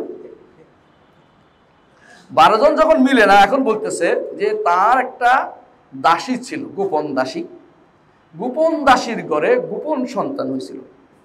সে রাগ করে দেখছে যে তারা কেউ সাহায্য করে না, তখন সে ইরাকের একটা জায়গা আছে সেখানে রেদবা পাহাড়ে ঢুকে গেছে, পাহাড়ের ভিতরে গর্তে ঢুকে গেছে, সেরদাব বলে এটাকে, সেরদাব মানে গর্ত, চোরা গর্তে ঢুকে গেছে। এখনো আপনি যদি ইরাকে যান, ওই চারপাশে পাহাড়ের চারপাশে দেখবেন যে কেউ মার্সিডিজ নিয়ে বসে আছে, কেউ ঘোড়া নিয়ে, কেউ বিভিন্ন বাহন নিয়ে বসে আছে, ডাকতেছে উখরুজিয়া মাওলানা, মাওলানা বেরিয়ে আসো, মাওলানা বেরিয়ে আসো। কারণ তাদের নিকট এই 12 নম্বর হচ্ছে মাহাদি। আমরা তো একটা মাহাদির অনুসরণ অপেক্ষা আছি, তাই না? আমাদের মধ্যে কেউ তো মাহাদি নিয়ে আসতেছে, প্রতি বছরে একবার নিয়ে আসে। এইটা হলো শিয়াদের থেকে প্রাপ্ত, কারণ ওরা মনে করে যে কোনো সময় বেরোতে পারে। আমাদের নিকট মাহাদি বেরোয়ার কিছু সিমটম আছে, যেগুলো এখনো অনেকগুলি বাকি আছে। এটা বসে সারাদিন বললে হবে না। মাহাদি বেরোর আগে ইরাকের বেরোইব, ওই যে কি না পাথর স্বর্ণের পাহাড় বেরোবে, তারপরে যুদ্ধ হবে, অনেক কিছু কাজ বাকি আছে, এখন কিছু হয় না, এখন অনেক বাকি। কিন্তু ওরা মনে করে যে মাহাদি বের হয়ে গেছে, মাহাদি বের হচ্ছে, ঠিক ওরা শিয়াদের থেকে শিখছে। শিয়ারা মনে করে এই 1200 বছর ধরে বসে আছে, 200 বছর পর থেকে, 1200 বছর থেকে তারা এরকম বংশানুক্রমে এখানে ঘোড়া নিয়ে, উট নিয়ে, বাহন নিয়ে, নতুন নতুন বাহন নিয়ে বসে আছে। আমারটায় আসবে, আমারটায় আসবে, আমারটায় আসবে, আমারটায় আসবে, কে কোনটায় আসবে এটা নিয়ে তারা যুদ্ধ, মানে বেশ বিশাল। আমারটা যেন আসে, আর ডাকতে থাকে, কি ডাকে? উখরুজিয়া মাওলানা, মাওলানা বেরো, মাওলানা বেরো। মাওলানা তো বেরো না, কারণ মাওলানা নাই তো বেরোবে করতে। এই যেমন শুধু তারা যখনই লেখে, আপনি ইয়ার কিতাব, যে কোনো কিতাব দেখবেন, শিয়াদের কোনো কিতাব দেখবেন, যখনই আসে মাহাদির কথা, তখন লেখা আজ, আইন জিম। আইন জিম বুঝেননি? আইন জিম অর্থ আজ্জাল আল্লাহ খুরুজাহু, আরবিতে বলে আল্লাহ তাড়াতাড়ি তারা বের করে দেন। মানে সে তো জন্ম হয়েছে, এর জন্ম হবে এটা না, তো বের হয় না কেন? আজ্জাল আল্লাহ খুরুজা দোয়া করে। খুমেনিও তার বইতে দোয়া করতেছে আজ্জাল আল্লাহ খুরুজা, আল্লাহ যেন তারা বের করে দিয়ে দোয়া করতেছে। তার একটা কিতাব আছে আল হুকুম আল ইসলামী, ইসলামী রাষ্ট্র, এবং আরেকটা কিতাব আছে তার আল ওয়ালায়া, এটার উপর দিয়ে সে লিখছে খেলাফত ইসলামীর মধ্যে লিখছে, শব্দের মধ্যে তার আজ, আল্লাহ যেন তারা তাড়াতাড়ি বের করে দেয়। আপনি চিন্তা করতে পারেন কত বড় জঘন্যতম বিশ্বাস নিয়ে বসে আছে, যে সে এটার ভিতরে আটকে রয়েছে, বের হচ্ছে না কেন? রাগ করে গেছে। এরপরে এটা দিয়ে শেষ হয় নাই, এটা ঢুকার রাস্তা, এটা দিয়ে সবাই ঢুকছে যুগে যুগে। একজন বলছে আমি হচ্ছি ওনার কাছে যাওয়ার বাপ, এদের থেকে বাবিয়ে ফেরকা বেরোইছে। এই বাবিয়ে ফেরকা কোথায় আছে? ইরানেও আছে, বাহরাইনেও আছে। এ বাবিয়ে ফেরকা, বাহাই ফেরকা, এরা এখন এমনকি ফিলিস্তিনেও ঢুকছে। বুঝছেন কথাটা? বিভিন্ন জায়গাতে তারা তাদের মূল, এখন তারা ক্যাবলা বানাইছে। বাবিয়ে ফেরকা তাদের ক্যাবলা ওইদিকে নাই, আমাদের ক্যাবলা নাই, এটা ক্যাবলাও বানাই ফেলছে সাইপ্রাসে, তুরস্ক সাইপ্রাসের ক্যাবলা তাদের। আমি আর লম্বা করবো না, শুধু বোঝানোর জন্য বলতেছি, আপনারা হয়তো বিরক্ত হয়ে যাচ্ছে, শেষ করে ফেলবেন ইনশাল্লাহ, একটু বসেন। তাহলে তাদের খেলাফতের মাসালা বুঝছেন তো? ইমাম যদি না মানা হয় কেউ, সে কোনোদিন জান্নাত যেতে পারবে না। তাদের বইতে লেখা আছে যে কেউ তার যুগের ইমামকে জানতে পারবে না, সে জান্নাতে যেতে পারবে না। যুগের ইমাম অর্থাৎ যে মাহাদি ভিতরে ঢুকে আছে, তাকে যদি না মানা হয় তাহলে সে কোনোদিন জান্নাতে যেতে পারবে না। কয় নম্বর হইল? 9 নম্বর, অথবা 8 নম্বর বা 9 নম্বর, যাই হোক। এরপর তাদের আরেকটা বিশ্বাস হচ্ছে, আরেকটা আমল, এবার আমল দুইটা বলবো, আমল তিনটা বলবো। আমল এক নম্বর হচ্ছে সালাত। আপনি তাদের সালাত দেখছেন, অজু দেখছেন? অজুতে কোনোদিন তারা পা ধুইবে না। অজুতে হাত পা মাথা মাসে করে পায়ের উপর, আপনি দেখেন ভালো করে, পায়ের উপরে মাসে করবে, পায়ের উপরে মাসে করবে, পা কোনোদিন ধুইবে না। যে ব্যক্তি পা ধোয় না তার অজু হয়। তারপরেও আপনাদের তাদের বিষয়ে নামাজ পড়তে ইচ্ছা করে। একবার আল আজহারের লোকেরা সিদ্ধান্ত নিল যে শিয়া সুন্নি আমরা এক করে ফেলবো, ভালো করে ফেলবো। তো সবাই রাজি হয়েছে, হ্যাঁ, যে ঠিক আছে আমরা একটা বড় কাজ করবো। এটা নিয়ে একটা বিশাল কতগুলো সম্মেলন হয়েছে। আজহার অনেক চেষ্টা করেছে এটার জন্য। একজন শেষে বললো যে আচ্ছা ওর পিছনে কেমন নামাজ পড়তে পারি। যখন একসাথে এসে বলে আমাদের ইমাম নামাজ পড়াবে, ওরা বলতেছে আবদার করছে। তো আমরা সব ছাড় দিতে জানি, বুঝলেন না কথাটা? আহলুস সুন্নাহ সবসময় লিবারাল হইয়া যায়। বাতিল কিন্তু লিবারাল হয় না। বাতিল গণতন্ত্র ছাড়ে না, আপনি গণতন্ত্র নিতে রাজি হয়ে যান, মানে বাকিটা কইলাম না। এরকম সবাই আছে বা আহলুস সুন্নাহ ওয়াল জামাত ওদেরকে ছাড় দিছে, ইমামতি করবে, ঠিক আছে। আয়াতুল্লাহ ইমামতি করতেছে, হুজ্জাতুল্লাহ ইমামতি করে, এক আয়াতুল শয়তান আর হুজ্জাতুল শায়াতিন, এরা কি করে ইমামতি করতে গেছে। তো পিছনে যে দাঁড়িয়েছে কোথায়, আচ্ছা কেমনি ইমামতি করলো? ও তো উজু করে না, আমি দেখলাম ও পায়ে মশে করছে, আর আমার নিকট তো অজু হয় না, আমি কেমনে নামাজটা পড়তে হবে? নামাজটা আবার পড়তে হবে আমার, কি জন্য কিসের আমরা ঐক্য করলাম? হে নামাজে পা ধুইতে রাজি হয় না, তো ঐক্যটা কেমন হলো? একটা ছোট্ট মাসা আছে আমার সাথে এক বছর পা ধুইতে হবে, পা ধুবে না, পায়ের উপর মশে করছে আমার সামনে, তাহলে আমি তার পিছনে কেন নামাজটা পড়ি? বুঝছেন কথাটা? তার উপর যে নামাজে দাঁড়াইছে, বসে নামাজ দাঁড়াই কি করছে, সূরা ফাতিহা পড়ার পরে হাত তুলে দোয়া করা শুরু করছে, দুরূদ পড়া শুরু করছে। মানে দুরূদের জায়গা নাকি দেখবেন, এটা দুরূদ পড়তে শুরু করছে। এরপরে ওই লানত করতেছে আবু বকর ওমর, ওইটা শিখে চালু রাখছে, মানে বলে ফেলছে। তো এরা বলতেছে কি করবো, আমরা কি করতে, ওরা কি করতেছে, আমরা কি জন্য ঐক্য করতেছে, ওরা তো আমাদের বিরুদ্ধে কথাবার্তা বলতেছে জীবনে। কারণ এত শয়তানি শিখছে, সালাতের মধ্যে হচ্ছে লানত। তারা হাতে পায়ে তিনবার থাপ্পড় দিয়ে দেখবেন, এই তিনবার থাপ্পড় দিয়ে আবু বকর ওমরকে লানত করে, আবু বকর ওমর ওসমানকে তিনবার থাপ্পড় দিয়ে। এদের এই শয়তানিগুলো আপনি যদি বলেন না না না এগুলি ঠিক না, এগুলি আমাদের নামে মিথ্যাচার করছে, আমরা এই করবো, মুবাহালা করবো, এটা তো মুবাহালা তো কাদিয়ানিও করছে, কাদিয়ানিও মুবাহালা করছে। মুবাহালা তো এগুলি করে আপনাকে ধোকা দেয়া, ঠক দেয়া, এটা হলো ওদের কাজ। এই জন্য এগুলির কথা বিশ্বাস করবে না। এরা সালাতের ব্যাপারে অজু সালাত এদের কোনোদিনই শুদ্ধ হয় না। আসেন সওম তারা কি করে জানেন? সওম ওদের সওম হচ্ছে তারকা উঠা পর্যন্ত অপেক্ষা করবে, তো ইফতারি করবে না। আপনি ভালো করে খোঁজ নিয়ে দেখেন, এটা আমি বলছি, অনেকে বিশ্বাস করে না। একদিন আপনাদের এখানটাই ইউনিভার্সিটি আইইউটি আছে না, আইইউটির একজন ভাইস চ্যান্সেলর ছিল, তিনি আমার খুব ক্লোজ ফ্রেন্ড ছিল গত সময়, উনি এর আগের ভাইস চ্যান্সেলর। তো আমি আর উনি একখানে বসে একখানে ইফতারি করছি। সেখানে ঘটনাচক্রে ইরানি অ্যাম্বাসেডারকে দাওয়াত দেওয়া হয়েছে, তিনি তার ওয়াইফকে নিয়ে আসছেন। তো সেখানে আমি ইফতার করে ফেলছি, আজান দিছি, ইফতার করে ফেলছি, উনি ইফতার করে ফেলছে। তারপরে তাকাই রইল ওইদিকে, দেখে যে অ্যাম্বাসেডার ইফতার করে না, অ্যাম্বাসেডার ওয়াইফ ইফতার করে না। তো উনি বললেন যে কী খবর, ওরা ইফতার করে না কেন? করবে না, যতক্ষণ পর্যন্ত তারকা না উদিত হচ্ছে ওরা ইফতার করবে না। কারণ আব্দুল্লাহ ইবনে সাবা ইহুদি এই নীতি শিক্ষা দিয়ে গেছে। সেই ইহুদি ছিল, ইহুদিদের রোজাও সওমত তারকা না উদিত হলে করে না, এরাও করে না, এখনো পর্যন্ত আপনি তাদের করতে পারবেন না। আমার দেশে কিছু মানুষকে তারা এটা শিক্ষা দিছে যে আল্লাহ বলছে সুম্মা আতিমুস সিয়ামা ইলাল লাইল, রাত পর্যন্ত ইফতার করো, আপনার রোজা রাখো। এই তো রাত পর্যন্ত রোজা রাখে না, সূর্য ডুবার পরে করে ফেলছে। ওরে বেটা, রাত তো হয়ে গেছে, সূর্য ডুবলেই, সূর্য ডুবলে তো রাত হয়ে গেছে। এটাই তো আমরা বুঝি, কারণ এই প্রমাণ আমাদের সাহাবায়ে কেরাম থেকে। হাদিস তো মানি না, ওরা তো হাদিস মানে না, সুতরাং এরা ওইটা নিয়েই বসে আছে। আসল উদ্দেশ্য হচ্ছে এটা শিয়াবাদ প্রচার। যারা এগুলি বলে সবগুলি শিয়া, গোপন শিয়া, শয়তান শিয়া, এগুলি মনে রাখবেন। এগুলি চিন্তা রাখবেন, যারা বলে যে সূর্য দেরি করে করতে হবে ইয়া পর্যন্ত, শুধু তারকা ওঠা পর্যন্ত, এটা ইহুদিদের কারসাজি ছাড়া কিছুই নেই। ওরা শিয়ার ভিতরে ঢুকছে, আর শিয়ারা আমাদের দেশে যুবকদের মাঝে মধ্যে এগুলি কি করে ফিন করে ঢুকাই দেয়, এগুলো মাঝে মধ্যে এগুলি বলে, এগুলি সব শিয়াদের কারবার, মনে রাখবেন। তাহলে এটা গেল কি সব। জাকাতে আসেন, ওদের জাকাত হচ্ছে 5% ইরানে পাঠানো খুমুস। ইহুদিরা 5% নিত, আর খ্রিস্টানরা 4% নিত। আব্দুল্লাহ ইবনে সাবা যেহেতু ইহুদি থেকে ঢুকার নাম করে শিয়া হয়েছে, 5% এখনো ইরানে পাঠায়। আপনি বাংলাদেশ যারা শিয়া হয় দেখবেন যে ইরানে তারা খুমুস পাঠায়, খোঁজে দেখবেন। আমাদের মদিনা ইউনিভার্সিটির এক ছাত্র ছিল, এখন দেশে বড় পোস্ট করে, দল টল করে। ও বলতেছে ওর ভগ্নিপতি শিয়া হয়ে গেছে। একটা দলের সেক্রেটারি ছিল, ইরানিদের সাথে মিশতে তিনি দলের প্রধানের আমিরের তিনি সেক্রেটারি ছিলেন। বুঝলেন? নাম বলবো না, একটু আপনার ঝগড়া করবেন এরপর আমি যে মানুষের নাম বলি। তো উনি শিয়া হয়ে গেছে, বুঝছেন তো? ইসলামিক দলের প্রধান আমিরের সেক্রেটারি শিয়া হয়েছে। শিয়া হইয়া যখন তিনি ও বেড়াইতে গেছে, বাড়িতে বোনের বাসায় বেড়াইতে গেছে, কারণ ভাগ্নি বলতেছে আমার বাবা এইটা খায় না, ওই কি বলে চিংড়ি মাছ খায় না, আমার বাবা চিয়া, ছোট বাচ্চা তো কয়ে বলছে চিয়া মানে শিয়া আর কি, আমার বাবা এটা খায় না, আমার মা খায়, মানে আমরা খাই, ওটা খায় না, মানে শিয়া হয়ে গেছে, বুঝছেন তো? আমার বাবা কিটা পাঠায়, কি বলে খুমুস পাঠায়, মানে এটা বলতে মুখস্থ গেছে শুনতে শুনতে, খুমুস পাঠায়। এরা প্রত্যেকে ইরানে খুমুস পাঠায়, মানে খুমুস, বুঝছেন তো? জাকাত হচ্ছে খুমুসের নাম। অর্থাৎ খুমুস কার জন্য ছিল?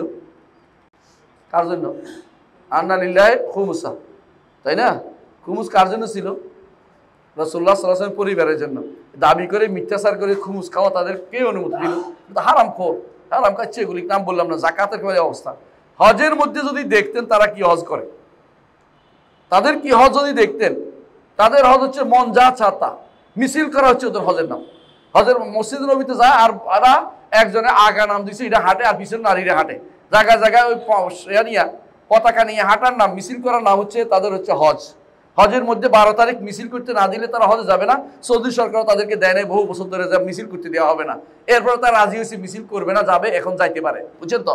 মিছিল করতে দেয় নাই কেন? বহু বছর তারা হজে যায় নাই, ওরা মিছিল করে হজের নাম দিচ্ছে। আমার দেশে কারা মিছিল করে এটা ভালো করে বুঝেন, আমরা একটা নাম দিয়ে বলতে চাচ্ছি না।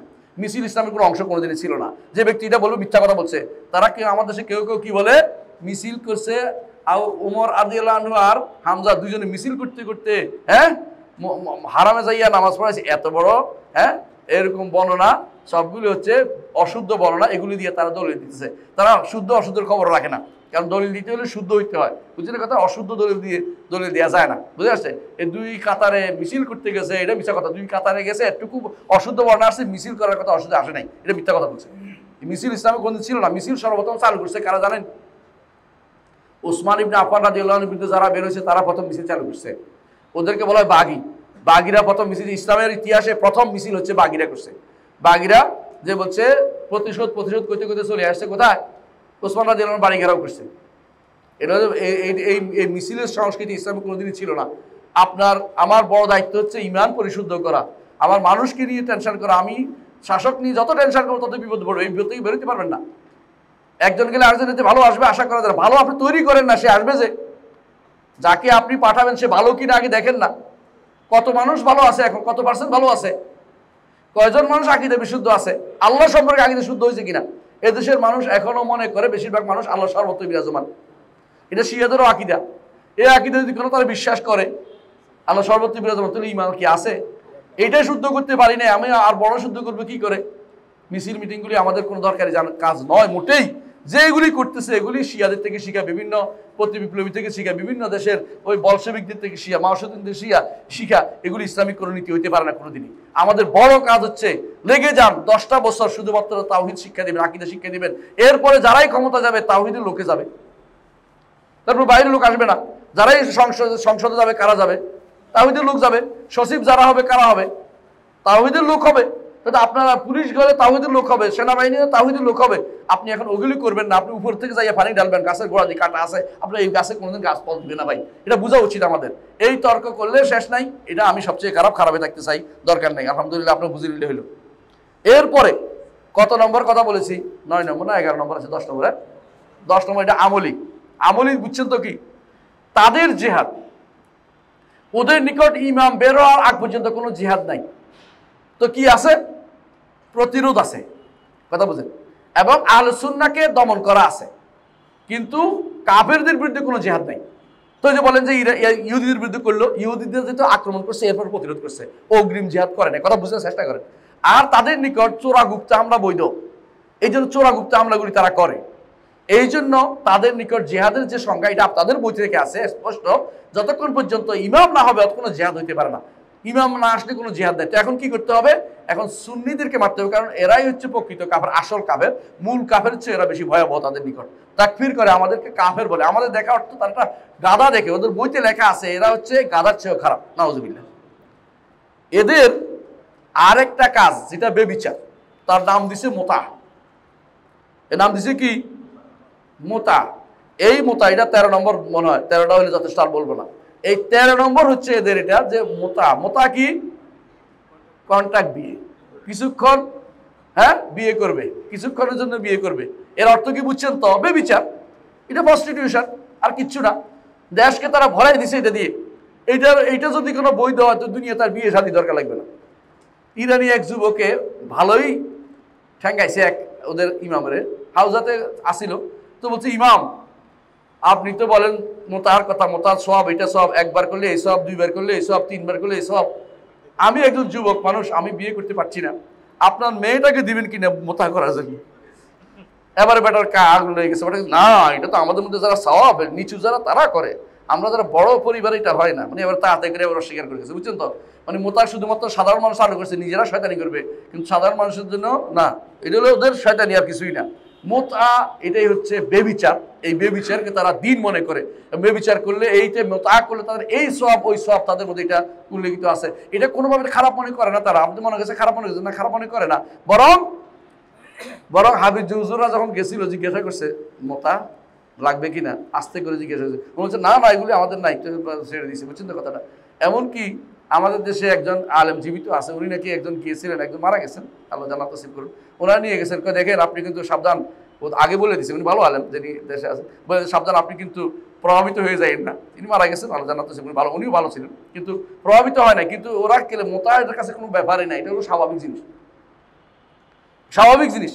এই মোতাটা স্বাভাবিক জিনিস যদি হয়, তাহলে মানুষগুলি কি হয়েছে আর বুঝছেন? কিছুই না তাদের কাছে।